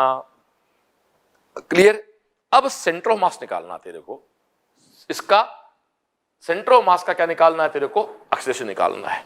अब तू खुद देख, ये ऊपर जा रही है, ये नीचे आ रही है, तो कॉमन सेंस की बात है, ये माइनस जे कैप है और ये प्लस जे कैप है। तो एसीएम क्या होगा? ध्यान दे क्लास, व्हाट इज एसीएम? तो एसीएम निकालना हो तेरे को तो याद कर, एसीएम निकालना हो तो तेरा M2 किससे मल्टीप्लाई होगा? जे कैप से, प्लस M1 किससे मल्टीप्लाई होगा? माइनस जे कैप से, अपॉन क्या होता है? M1 plus M2। बोल हाँ या ना? ठीक है डियर। M2, अच्छा इसको मल्टीप्लाई किससे करना पड़ेगा? पूरे को अपने को A से, वो तो रहेगा। वो तो होता ना भाई, आप वो तो अपने A से निकालते हैं तो M1 A1 प्लस M2 वो तो रहेगा। तो डियर ये तेरी वैल्यू आ गई। इसमें मुद्दे की बात क्या थी? ये प्लस जे है, ये माइनस जे है। बोर्ड खाली करना भैया। तो डियर तेरा एसीएम क्या आ गया? ध्यान दे क्लास, व्हाट इज एसीएम? देख ऊपर जा रहा है ना, M2 जे कैप माइनस कर दू तो कहे तो M1 J cap upon M1 plus M2 multiply क्या है? A। और A क्या है? तो पढ़ा चुका मैं। A क्या है? M1 माइनस M2 बटे M1 plus M2 multiply G। वो तो होता ही है, कहने की बात ही नहीं, मल्टीप्लाई G। अब तेरे सामने आंसर आ गया। अब तो इसमें J बाहर निकाल ले। J बाहर निकालेगा तो M2 माइनस M1 भी तो माइनस करेगा, तो एक बाहर माइनस भी आएगा। ऑब्जेक्ट दिखाना मेरे को, क्या है ऑब्जेक्ट दिखाना? तो ऑब्जेक्ट में दोस्तों आपने M1 माइनस M2 का whole square M1 plus M2G। आजा क्वेश्चन में आजा, होगी बात पूरी। तो दोस्तों तेरे सामने है, आप इसमें से एक माइनस बाहर ले ले तो ये क्या बचा? M1 माइनस M2, वो M1 माइनस M2, नीचे M1 प्लस M2, ऊपर भी स्क्वायर नीचे भी स्क्वायर, G माइनस तो पर्याप्त इंडिकेट करता है। आंसर में आजा, M1 माइनस M2 अपॉन M1 प्लस M2 का whole square multiply G। Answer हो गया। देख 21 के फर्स्ट। ध्यान ना क्लास, उस माइनस का फर्क नहीं पड़ने वाला, वो तो किसको बताता है? बता, दिशा को बताता है, वो रेफरेंस है, कोई फर्क नहीं पड़ना इससे। मुद्दे की बात क्या है? सबसे पहले तो हमें फॉर्मूला याद होना चाहिए, M1 माइनस M2 अपॉन M1 plus M2 multiply G। जैसे पुल दिखाई दें, अब ये सब प्रैक्टिस से आएगा। फिर दोस्तों हमें क्या एसीएम चाहिए, तो याद करो M1 A1 plus M2 A2 plus dash dash dash upon M1 plus M2 plus dash dash dash. आपके सामने पूरा कर रहे हैं बोर्ड पे, कहीं आर्ट्स नहीं कर रहे हैं भाई। Okay thank you. हाँ डियर, देखो ये क्वेश्चन एग्जाम में नीट में नहीं आएगा, श्योर है, फिर भी करेंगे इसको अपन। इससे एक इंटीग्रेशन स्टेप मेरे काम आएगा जो मेरे को प्रैक्टिस देगा दोस्तों, ठीक है ना? तो इस क्वेश्चन को आप ध्यान से देखें। एक्चुअली आप तक तो मास ऐसे रखे हुए थे, यहाँ रखे हुए नहीं मास, यहाँ लीनियर डेंसिटी है, ऐसे मास फैला हुआ है, कंटिन्यूस डिस्ट्रीब्यूशन है मास का, सतत वितरण बोलते हैं ना मास का। ओके डियर, आप देखो क्वेश्चन की भाषा पढ़ो।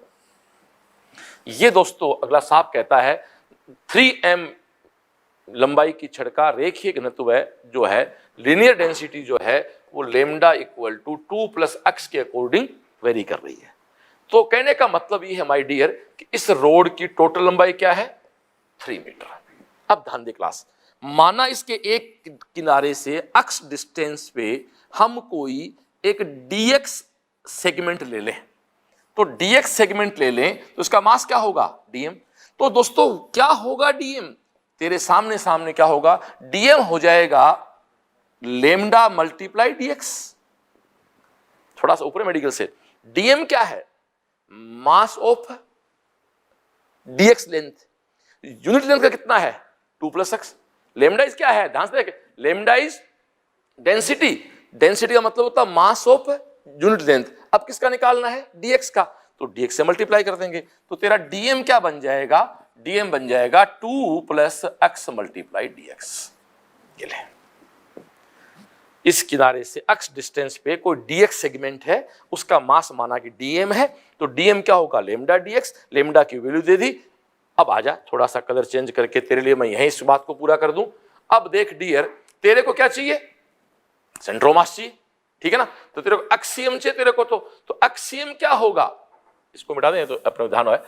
अक्सियम क्या है, अक्सियम ये रहा, कहां से कहां, 0 से 3, ऊपर क्या है, डिस्टेंस मल्टीप्लाई मास, डिस्टेंस क्या है x, मास क्या है dm, नीचे टोटल मास केवल कहां से कहां 0 से 3m dm, बोला हाँ या ना।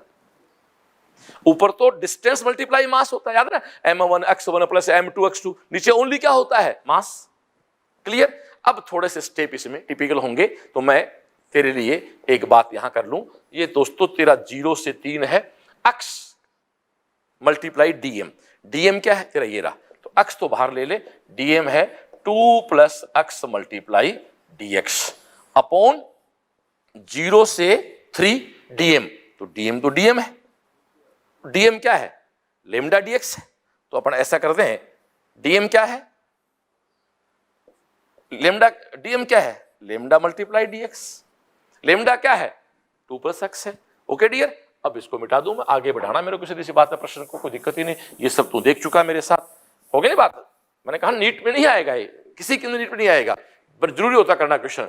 अब देख भैया, ये तेरा 0 से 3, ये तेरा 2x प्लस x स्क्वायर को आप dx के सापेक्ष इंटीग्रेट करें, ये तेरा 0 से 3, व्हाट इज लेमडा, वो रहा लेमडा वो रहा 2 प्लस x dx, आजा अब आजा भैया, 2x इंटीग्रेशन भूल गया क्या, x n plus 1 upon n plus, आजा 2x 2 बाई 2x 3 बाई 3, कहां से कहां 0 से 3 upon 2x plus x square by 2, कहां से कहां भैया 0 से 3।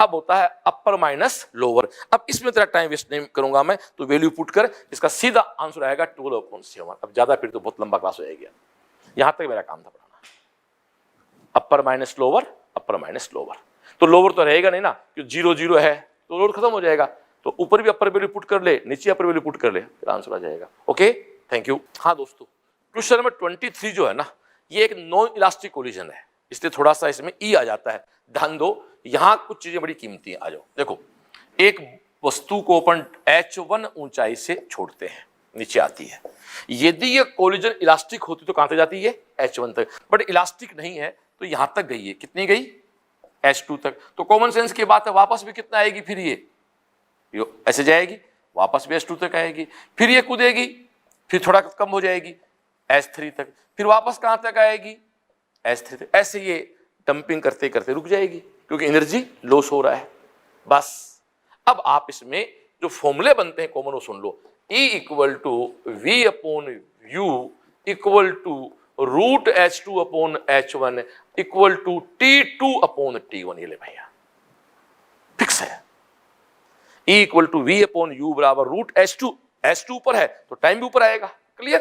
बस अब तेरे सामने सामने है, अब तू देख हाइट कितनी है 4.9 मीटर, तो ये पहले कितना गिरेगा दोस्त, कितना गिरेगा 4.9 मीटर, तो इस H1 का तू T1 निकाल, तो निकाल लेना यार, कौन मना करता है। देख H equal to U T plus half है जी टी स्क्वायर, H का मान 5 मान ले, ये 0 है, ये तेरा हाफ है, G का मान 10 है, ये तेरा टी स्क्वायर है, ये देख कट गया, T की वैल्यू 1 है, तो इसका मतलब है यहां से यहां तक आने का समय क्या है, 1 सेकेंड है, ये 1 सेकेंड है, ये कितना समय है, निकाल लो, ये निकाल ले यार, तेरे सामने है। E की वैल्यू क्या है 3/4, T2 क्या है तो पता नहीं है, T1 का मान क्या है 1 है, तो भाई T2 क्या हो गया, ध्यान दे क्लास, T2 3/4, तो यहां से यहां तक जाने में 3/4, तो ये भी समय कितना है 3/4, तो वो कहता वापस कब टकराएगी, यहां से वापस, तो 3/4 जाने का 3/4 आने का कितना हो गया 3/2, आंसर आ गया दोस्तों आपका 3/2 4। Clear, thank you. देखो डियर, ये एक बहुत अच्छी प्रॉब्लम है, ध्यान सुनना, मैं इसका डायग्राम बनाऊंगा, मैं मेरे को फॉर्मूला याद है बट नहीं, मैं फॉर्मूला नहीं बनाऊंगा, मैं इस तरह बनाऊंगा इसको,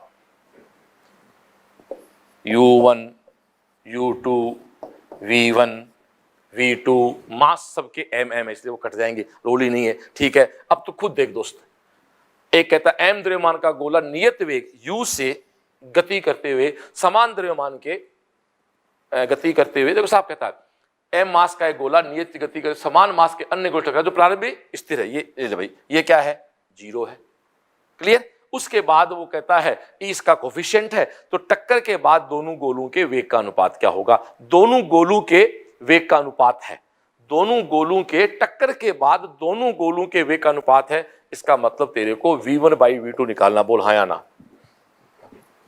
क्लियर।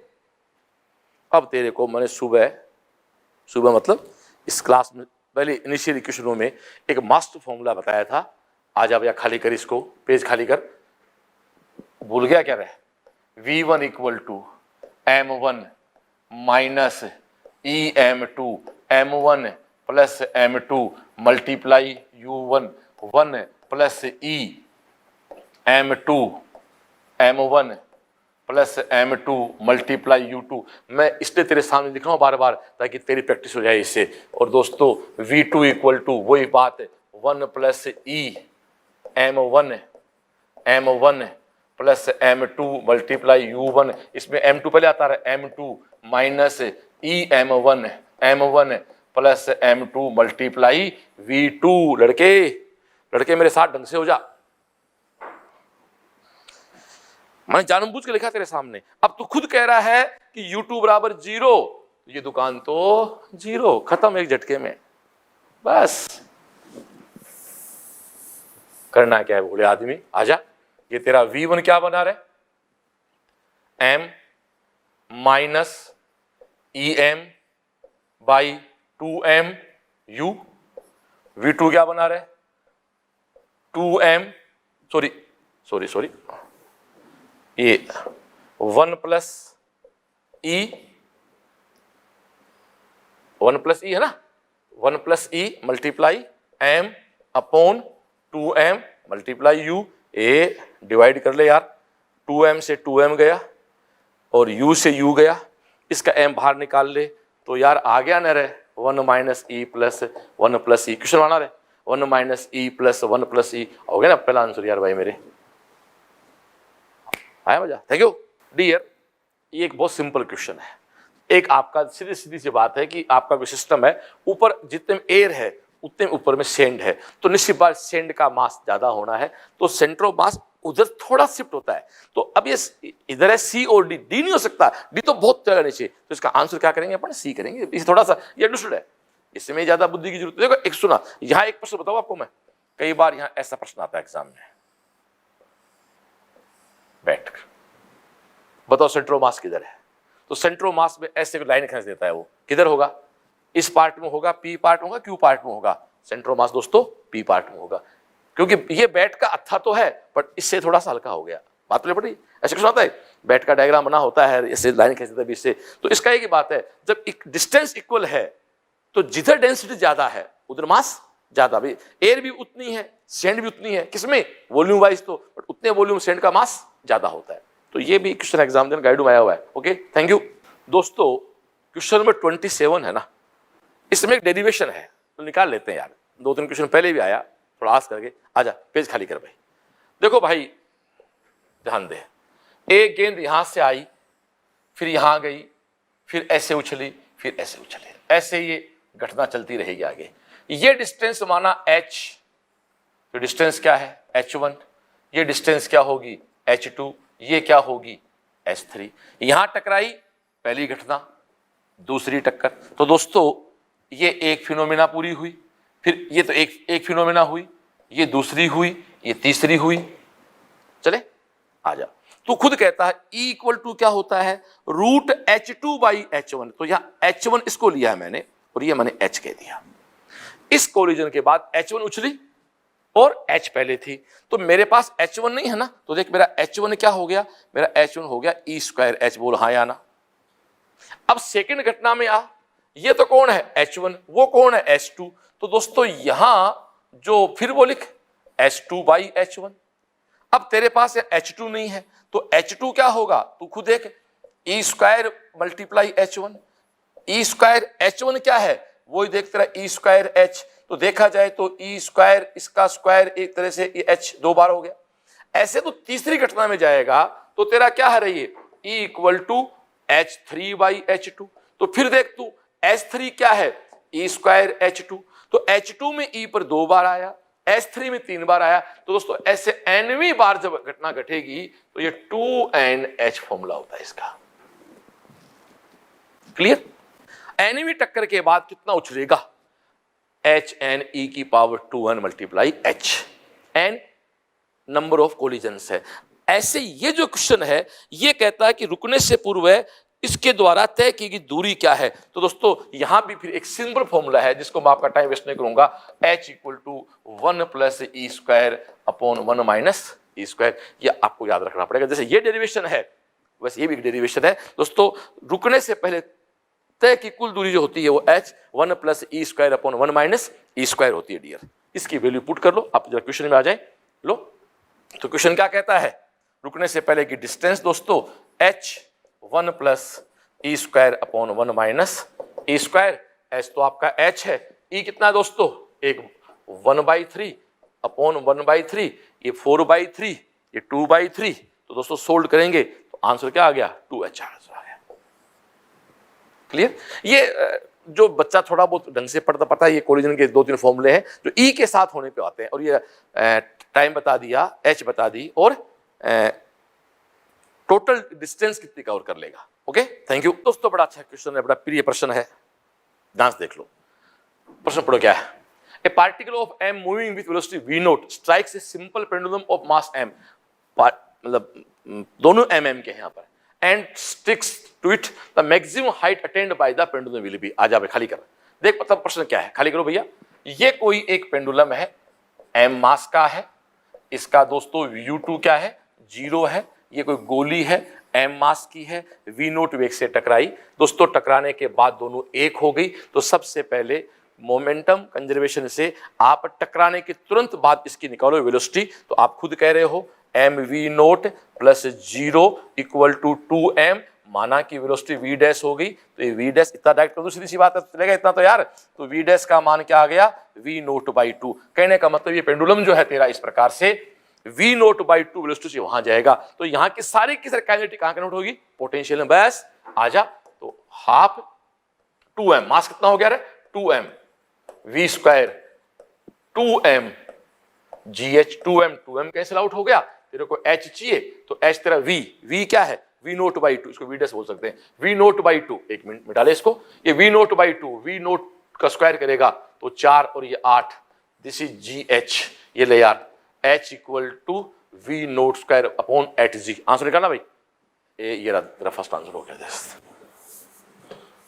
ये तेरा फर्स्ट आंसर आ गया।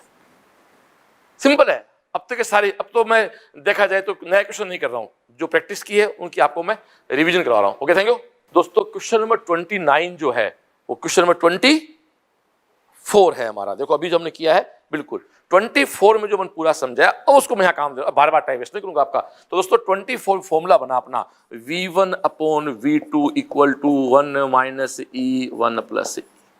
अब अगले की पासा साफ कहता है दोस्तों, the velocity of second ball, velocity of second ball becomes 3 times of velocity of first ball। ये ले यार, तो तेरा v1 upon v2 equal to क्या है, 1/3। ये ले भाई, इसको 1/3 कर दे तो तेरा 3 minus 3e equal to 1 plus e। इसको इधर ला, दिस इज 2, ये आपका 4e, e equal to 1/2, e equal to 1/2। Answer हो गया सेकेंड।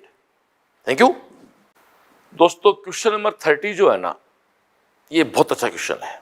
देखो ध्यान दो, पहली बात तो इस क्वेश्चन की शर्त है कि इसमें ये u2 हमेशा क्या होना चाहिए, 0। ये खास बात है इसमें, नहीं तो गड़बड़ जाएगा मामला। इसका ऑलमोस्ट ये है कि u2 0 है और m1 m2 के बीच एक रिलेशन है। पहली कंडीशन, यदि m1 इक्वल टू m2 हो तो वेलोसिटी आपस में चेंज हो जाती है। गांठ मान ले रहे भैया, यदि कोलिजन परफेक्टली इलास्टिक हो, मास इक्वल हो, सुन ले, इस तरफ क्वेश्चन आया नहीं है तो सुन ले, दो बॉडी हैं, मास इक्वल है, ध्यान देना क्लास, और दोनों के बीच इलास्टिक कोलिजन है तो आफ्टर कोलिजन दोनों की वेलोसिटी आपस में चेंज हो जाती है। क्लियर? तो m1 m2 है तो दोस्तों क्या होगा, v1 का मान तो 0 हो जाएगा और v2 का मान है वो u1 हो जाएगा। होगा चेंज? जो आपकी जो सेकंड रुकी हुई थी तो फर्स्ट तो रुक जाएगी और जो सेकंड रुकी हुई थी वो फर्स्ट से मूव करना शुरू कर देगी। एक बड़ी अच्छी कंडीशन है इसमें, m1 is very very less than m2। मेरे हाथ में गेंद है, एक कोई बॉल है और मैं दीवार के मारूं तो मेरे हाथ में कौन है, m1, दीवार कौन है, m2, तो बड़ा कौन हो गया, दीवार। वो कंडीशन होगी, दीवार रुकी हुई है, गेंद दोस्तों मैं जिस वेग से टक्कर दूंगा गेंद उसी वेग से वापस आ जाएगी। v1 equal to minus u1 और दोस्तों v2 अब भी क्या होगा, 0। दीवार के वेग में कोई फर्क नहीं पड़ने वाला है। ठीक है, अब तीसरी कंडीशन है कि m1 is very very greater than m2। m1 है मैं और मेरे सामने फुटबॉल पड़ा है, ये मान लो एग्जांपल, मैं फुटबॉल किक लगाऊंगा ना, ये एक याद रख ले दोस्तों, फुटबॉल जो है वो मेरा वेग जो है v1 वो तो u1 ही रहेगा, मेरे पांव के कोई फर्क नहीं पड़ेगा, बट फुटबॉल जो v2 है वो दोस्तों एक्चुअली में आपका क्या हो जाएगा, 2u1 हो जाएगा। ये तीन कंडीशन है और इस फॉलो करें तो आंसर कौन सा हो गया, सेकंड हो गया। सुनना एक मिनट, बट शर्त है इसकी, ये u2 0 रखना पड़ेगा, इसमें सेकंड बॉल आपकी रेस्ट में होनी चाहिए। तो याद रखो, अब ऐसा मत मारो, याद रखो समान मास टकराएंगे चेंज हो जाएगा, लात फुटबॉल के मारेंगे फुटबॉल डबल भागेगा, दीवार पे टकराएंगे तो वापस आ जाएगा। वापस का मतलब क्या हो गया, माइनस, दीवार पे कोई फर्क नहीं पड़ना। ये लॉजिक हो गया इसका, याद हो गया, ऐसे याद करना पड़ेगा इसको। ओके थैंक यू दोस्तों। 31 अरे अभी तो करा दिया यार। अगला कहता है in one dimensional collision of two particle velocities are interchange. ओ भाई सुन ले रहे, वेलोसिटी इंटरचेंज तभी होती हैं जब टक्कर इलास्टिक हो और मास इक्वल हो। कौन सा आंसर हो गया, ये भैया फर्स्ट आंसर कौन हो गया, फर्स्ट 31 में एक नंबर। Clear, thank you. 32 फिर किस थ्योरी का है, a ball hits the floor and rebounds after an inelastic collision. In this case देखो बच्चों, कोई बॉल ऊपर से टकराई और वापस ऊपर गई, दोस्तों इनइलास्टिक है तो मान के चलना यहां एनर्जी का लॉस हो गया, ये वापस उतना ऊपर नहीं जाएगी। पहला है द गेंद का संवेग टक्कर के ठीक बाद और टक्कर के ठीक पहले समान होता है। टक्कर की गेंद की एनर्जी, आपकी एनर्जी मैकेनिकल समान रहती है। गेंद तथा पृथ्वी का कुल संवेग संरक्षित रहता है, गेंद तथा पृथ्वी कुल ऊर्जा संरक्षित रहती है। तो दोस्तों ये ऐसे हो जाएगा, total momentum of the ball and the earth is conserved. Momentum transfer हो जाता है, एनर्जी लॉस होता है इसमें, मोमेंटम। अच्छा क्वेश्चन अपने आप में, ठीक है ना। Okay thank you. हाँ dear, question number 34 centre of mass की एग्जाम में मतलब इस तरह की प्रॉब्लम आने की खूब संभावना होती है। तो वो साफ कहता है डियर, मैं पूरी बात कर लूं, 200 ग्राम की लोकेशन क्या है, 10 I कैप मीटर पर सेकेंड। 500 ग्राम की लोकेशन क्या है, 3 I कैप 5J मीटर पर सेकेंड। ओके डियर, अब अगला साफ कहता तेरे से कि तेरे को सेंटर ऑफ मास की स्पीड निकालनी है। तो सेंटर ऑफ मास की स्पीड का एक्स कंपोनेंट निकाल, वाई कंपोनेंट निकाल और दोनों को जोड़ देंगे तो आ जा। तो V C M X component vector लगा दे, ऐसे पूरी बात समझ ले। अब देख एक्स डेटा कितना है इसका, 10 किससे मल्टीप्लाई होगा, 0.2 से, प्लस इसका एक्स डेटा कितना है 3, ये किससे होगा मल्टीप्लाई 0.5 से, अपॉन क्या आएगा 0.7, 200 और 500 700 हो गया ना। अब देख ये तेरा कितना बचा 2, ये तेरा कितना है 1.5, ये तेरा कितना है 0.7। ओके डियर, तो ये तेरा कितना आ गया 3.5, ये कितना है 0.7, ये ले 5, तो 5 I कैप आएगा। अब 5 I कैप 2 में आ गया तो फर्स्ट सही है या थर्ड सही है, बात पहले पड़ेगी। अब तू Y कैप पे आ जा, तो VCM Y पे आए तो सीधा कर दूं, Y इसमें 0 है कि उसमें Y है कितना 5 मल्टीप्लाई 0.5 अपॉन 0.7, ये काट दे तो 25 अपॉन 7 प्लस में है ये 5 I कैप प्लस 25/7 कैप।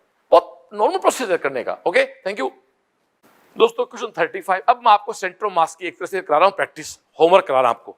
आजा क्या कहता है, 1 kg 3 kg मास के ये सदिश हैं, तो द्रव्यमान केंद्र की स्थिति से बताओ। अब भैया मैं ओ लड़के अब सीधा करूंगा सीधे यार, R अक्ष देख m1 को आई कैप से मल्टीप्लाई कर, तो 1 मल्टीप्लाई 1 और दोस्तों 3 मल्टीप्लाई -3 अपॉन 4 कर दो सीधा, तो ये तेरा माइनस, ये देख 1 -9 8, तो इतना कितना बच गया -2 आई कैप। अब -2 आई कैप तो कहीं आ रहा है, चलो ये हो गया।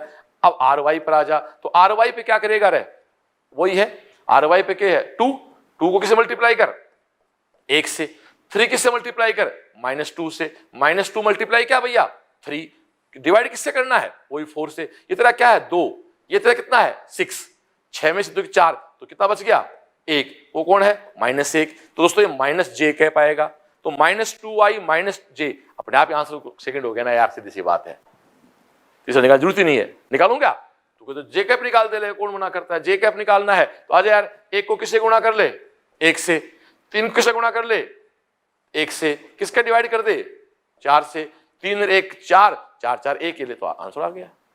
ये प्रैक्टिस हो रही है आपकी, ओके थैंक यू।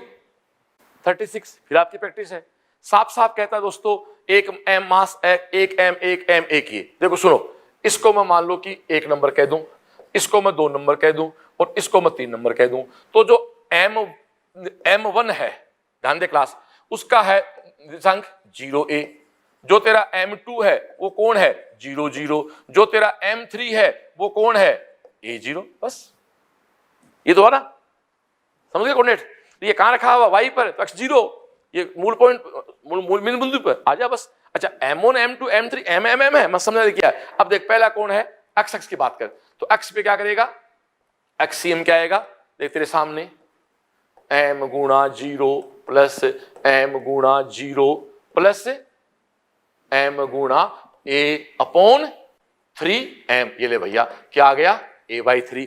ऐसे दोस्त y पे देख ले तो वही m गुणा a/3 ये ले, सेकंड आंसर आ गया a/3 ओके थैंक यू। दोस्तों क्वेश्चन नंबर 37 डेरिवेशन, तो मतलब मेडिकल में ये देखो क्या कहता है, फॉर फॉलोइंग सॉलिड, सॉलिड कौन है खुद कह दिया, सॉलिड कौन जब कह देता है ना, तो दोस्तों सेंटर ऑफ मास नीचे से h/4 पे होता है।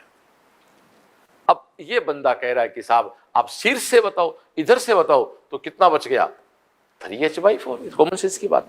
h की वैल्यू क्या देखो बोरी 4r upon 4, cancel out, answer क्या गया दोस्तों 3r, ओके थैंक यू। और दोस्तों एक बात और याद कर लो, ये तो सॉलिड था, यदि ये खोखला होता तो ये h/3 पे हो जाता है, बस ध्यान करें, कौन सॉलिड होता है तो नीचे से h/4, ऊपर से तो अपना निकल जाएगा यार, क्योंकि हाइट h है, यदि खोखला होता होलो होता तो h/3 पे हो जाता, नीचे से ऊपर तो निकालना पड़ता है, ओके थैंक यू। ऐसे ही 38 नंबर, ये डायरेक्ट याद रखते हैं भैया, आपको सीधी सी बात है, ये ऐसा क्वेश्चन है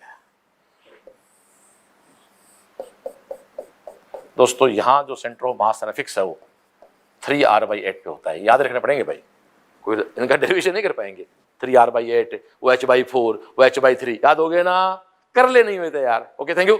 दोस्तों question 39 totally linear momentum conservation, भैया आप इलास्टिक हैं आप नॉन इलास्टिक हैं कोई फर्क नहीं पड़ता, एंगुलर लीनियर मोमेंटम हमेशा क्या होगा कंजर्वेट, तो सीधा है यारो, 3 आइडेंटिकल पार्टिकल विद वेलोसिटी दे दी अगले ने, collide successfully with each other in such a way that they are form a single, अरे तीनों एक हो गए मिलके यार, सीधी सी बात है, और वो अकेला पिंड है ना, अकेली बॉडी किधर जाएगी, तो दोस्तों सीधी सी बात है यार, बिफोर कोलिजन आप सीधा कर दो, देख m v0 i cap minus 3m v0 j cap plus 5m v0 k cap equal to 3i v m, सीधी बात है भैया, बस तेरे को m टिका दे, कैंसिल आउट कर दे, a m कैंसिल आउट कर दे, v डैश चाहिए तो v डैश एक काम कर, इस v0 को बाहर निकाल ले, 3 इधर ले ले, ये तेरे सामने i कैप है, ये -3j है और ये 5k कैप है,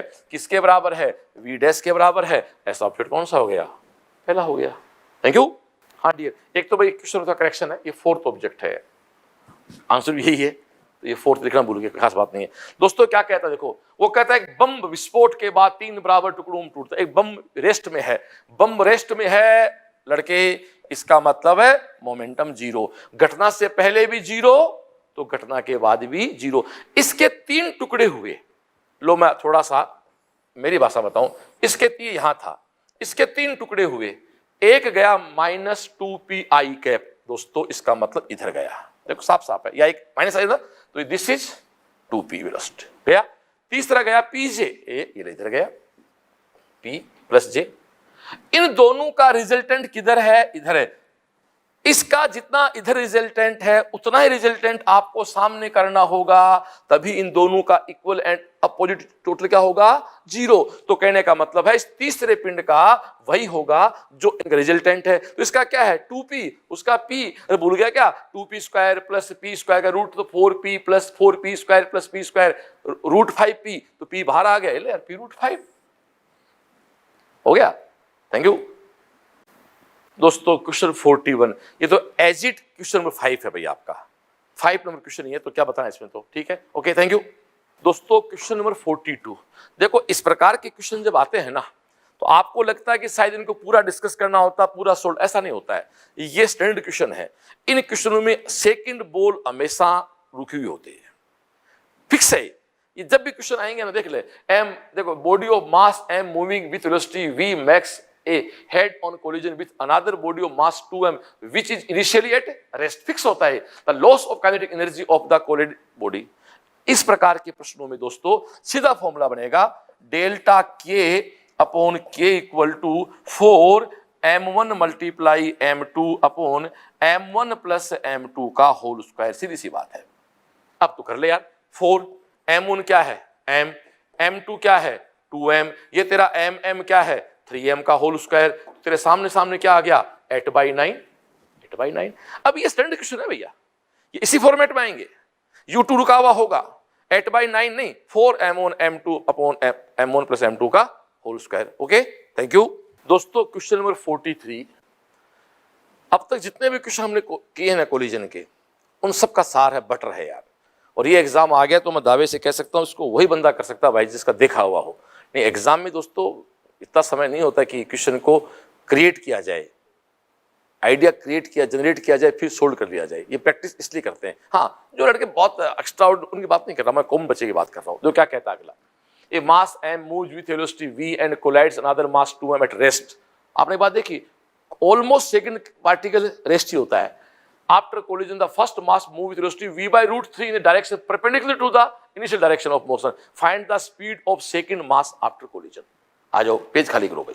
देखो डियर, ऐसा क्वेश्चन है, ये दो पार्टिकल है, इसका मास m, इसका मास 2m, इसका इनिशियली वेग u1 क्या है v और u2 क्या है 0। तो घटना से पहले सीधी सी बात है यार, मोमेंटम mv है, किस अक्ष पे है, अक्ष अक्ष पे है। अब मुझे इतना पता है कि घटना के बाद मोमेंटम है वो सारा किस अक्ष पे आएगा, अक्ष अक्ष पे आएगा। लेकिन भाई यहां इस रामायण बिगाड़ दी रहे, क्या रामायण बिगाड़ दी कि ये ले भैया, ये जो m पार्टिकल है ये v/√3 से इधर जा रहा है, तो भाई इस 2m पार्टिकल को किसी एंगल पे भेजना पड़ेगा, तभी तो इसका दो कंपोनेंट होंगे, एक कंपोनेंट उसको खत्म करेगा और एक कंपोनेंट आपका बचेगा।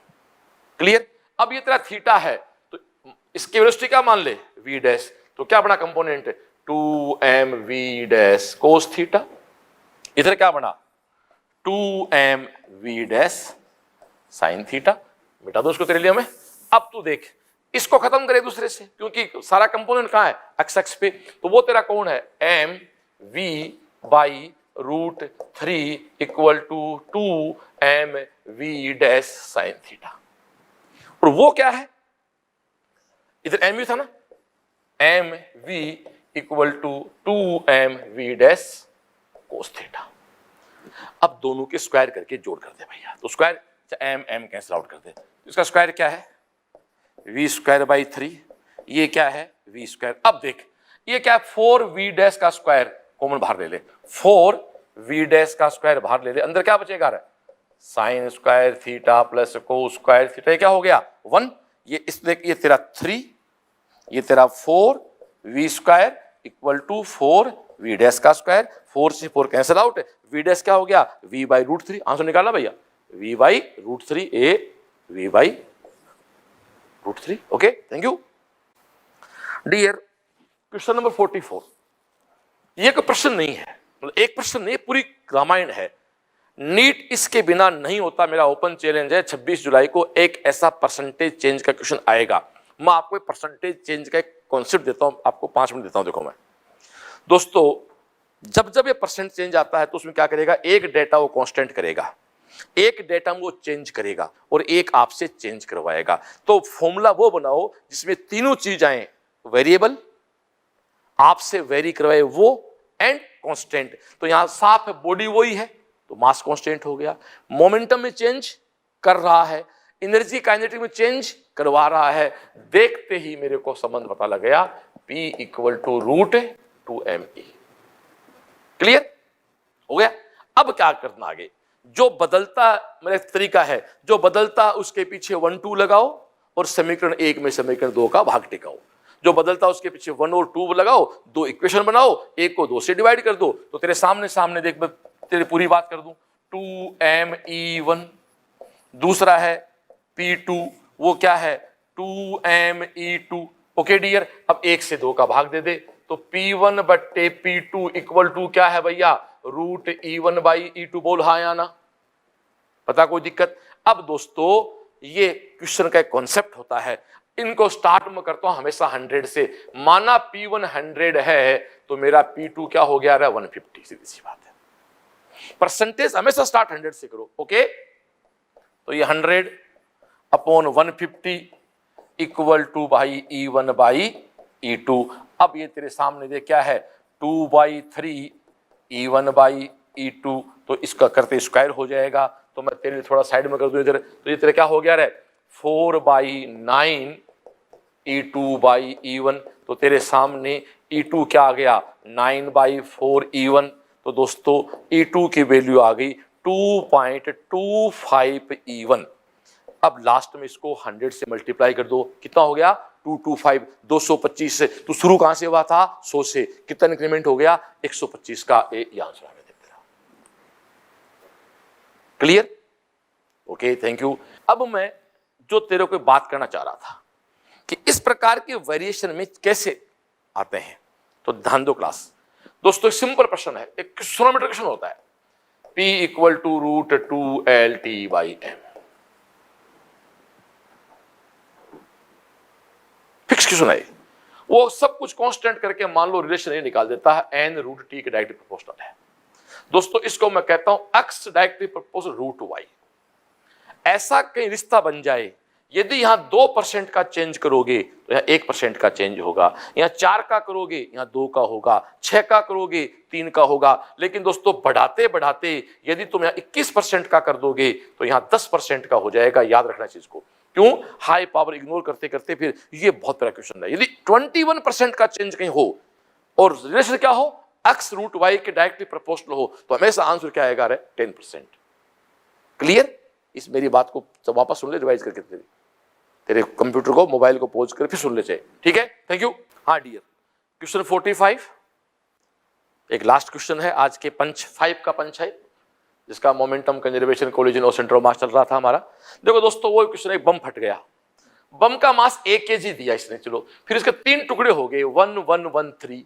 अगला कहता 1 1 के जो मास के टुकड़े हैं वो तो गए परपेंडिकुलर, और जो फिर तीसरा भारी है वो किधर जाएगा, खाली करो इसको। देखो डियर, अपन इस 1:1:3 वाले रेशियो में जो चक्कर होने पड़ेंगे। अपन ऐसा करते हैं, अपन इसको मानते हैं एक m का है, दूसरा m का है और तीसरा 3m का, लास्ट में कट जाएंगे। तो साफ है ये m मास इधर गया v वेलोसिटी से, दूसरा m मास इधर गया v वेलोसिटी से। दोस्तों इसका मोमेंटम क्या है p, इसका क्या है p, तो सीधी सी बात है इन दोनों का इधर क्या होगा, रूट 2p। घटना से पहले मोमेंटम क्या है, 0, घटना के बाद दोस्तों 0 करना है, तो सीधी सी बात है इतना का इतना मोमेंटम आपको इधर करना पड़ेगा। सीधी सी बात है, vector equal and opposite. Okay dear, तो this is p dash equal to root 2p।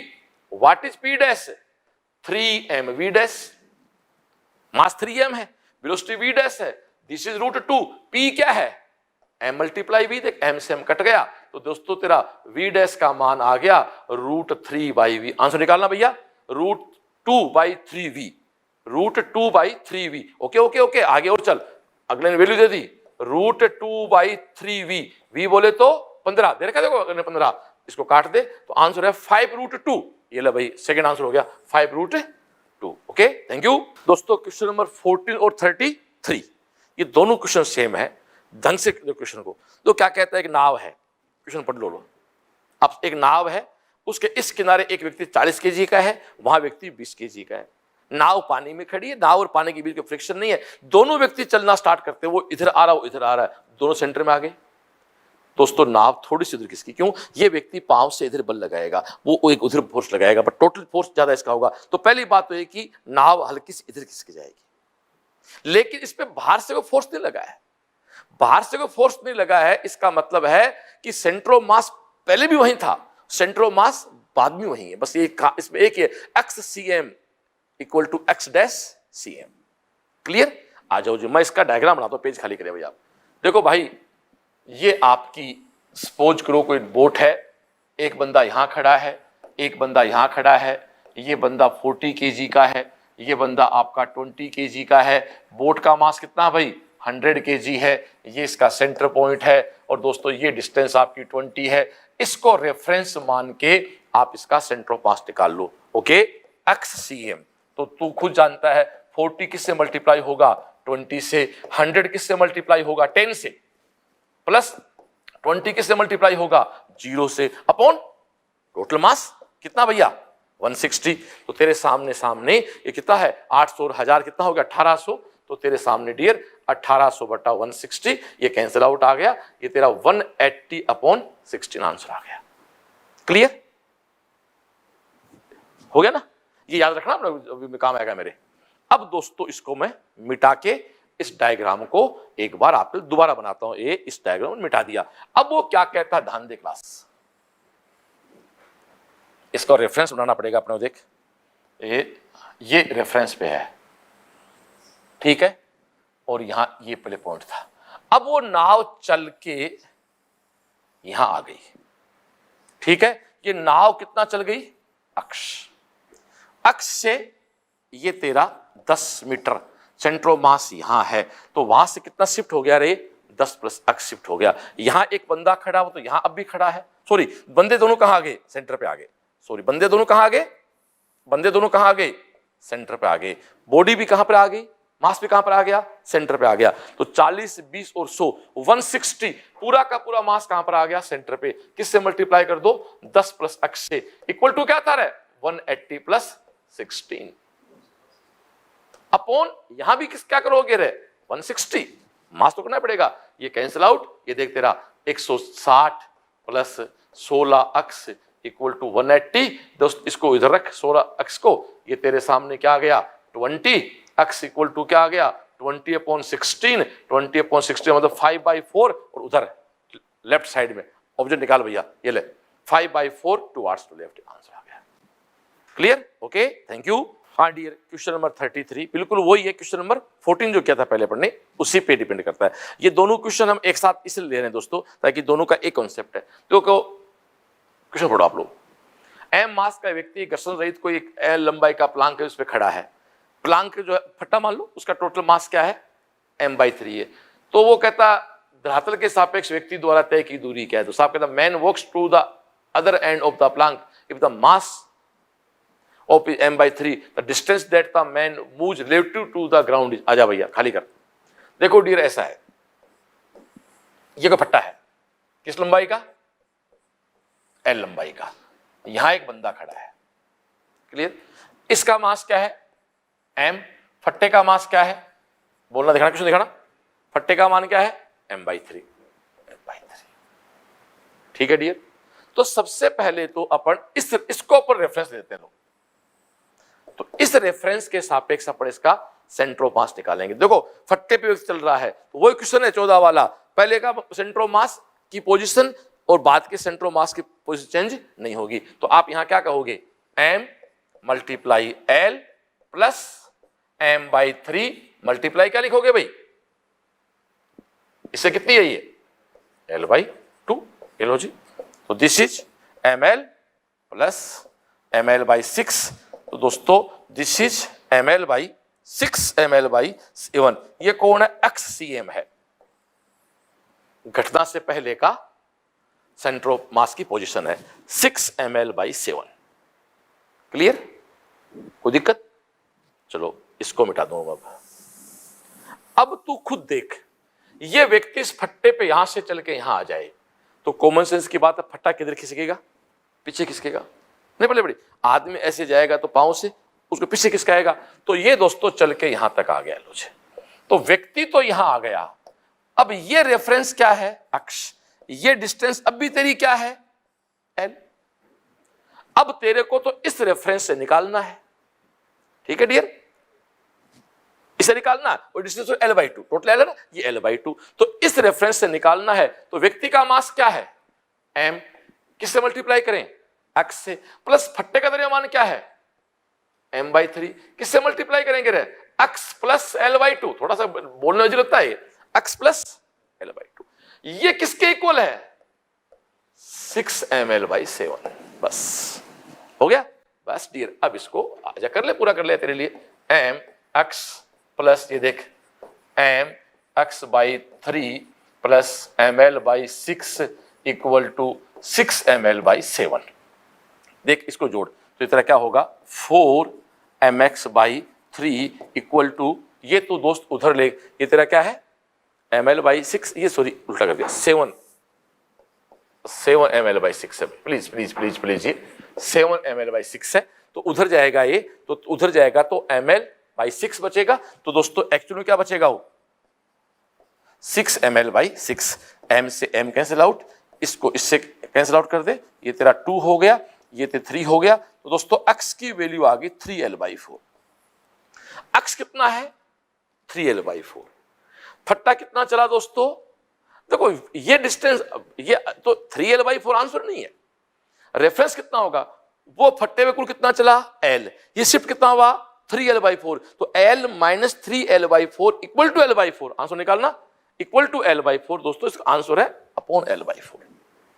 अच्छा क्वेश्चन है ये।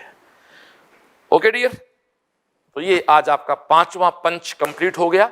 फिजिक्स के टोटल 20 पंच हैं, 20 टॉपिक हैं, 5 कंप्लीट हो गए।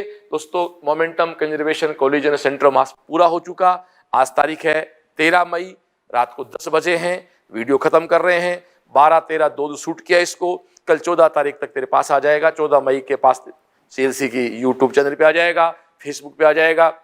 एक बात फिर से कह रहा हूं दोस्तों, आपके अपने CLC 21 मई को 8, 9, 10 pre foundation, 11, 12 foundation, IT, medical, target के सारे नए बैचेस स्टार्ट करने जा रही है।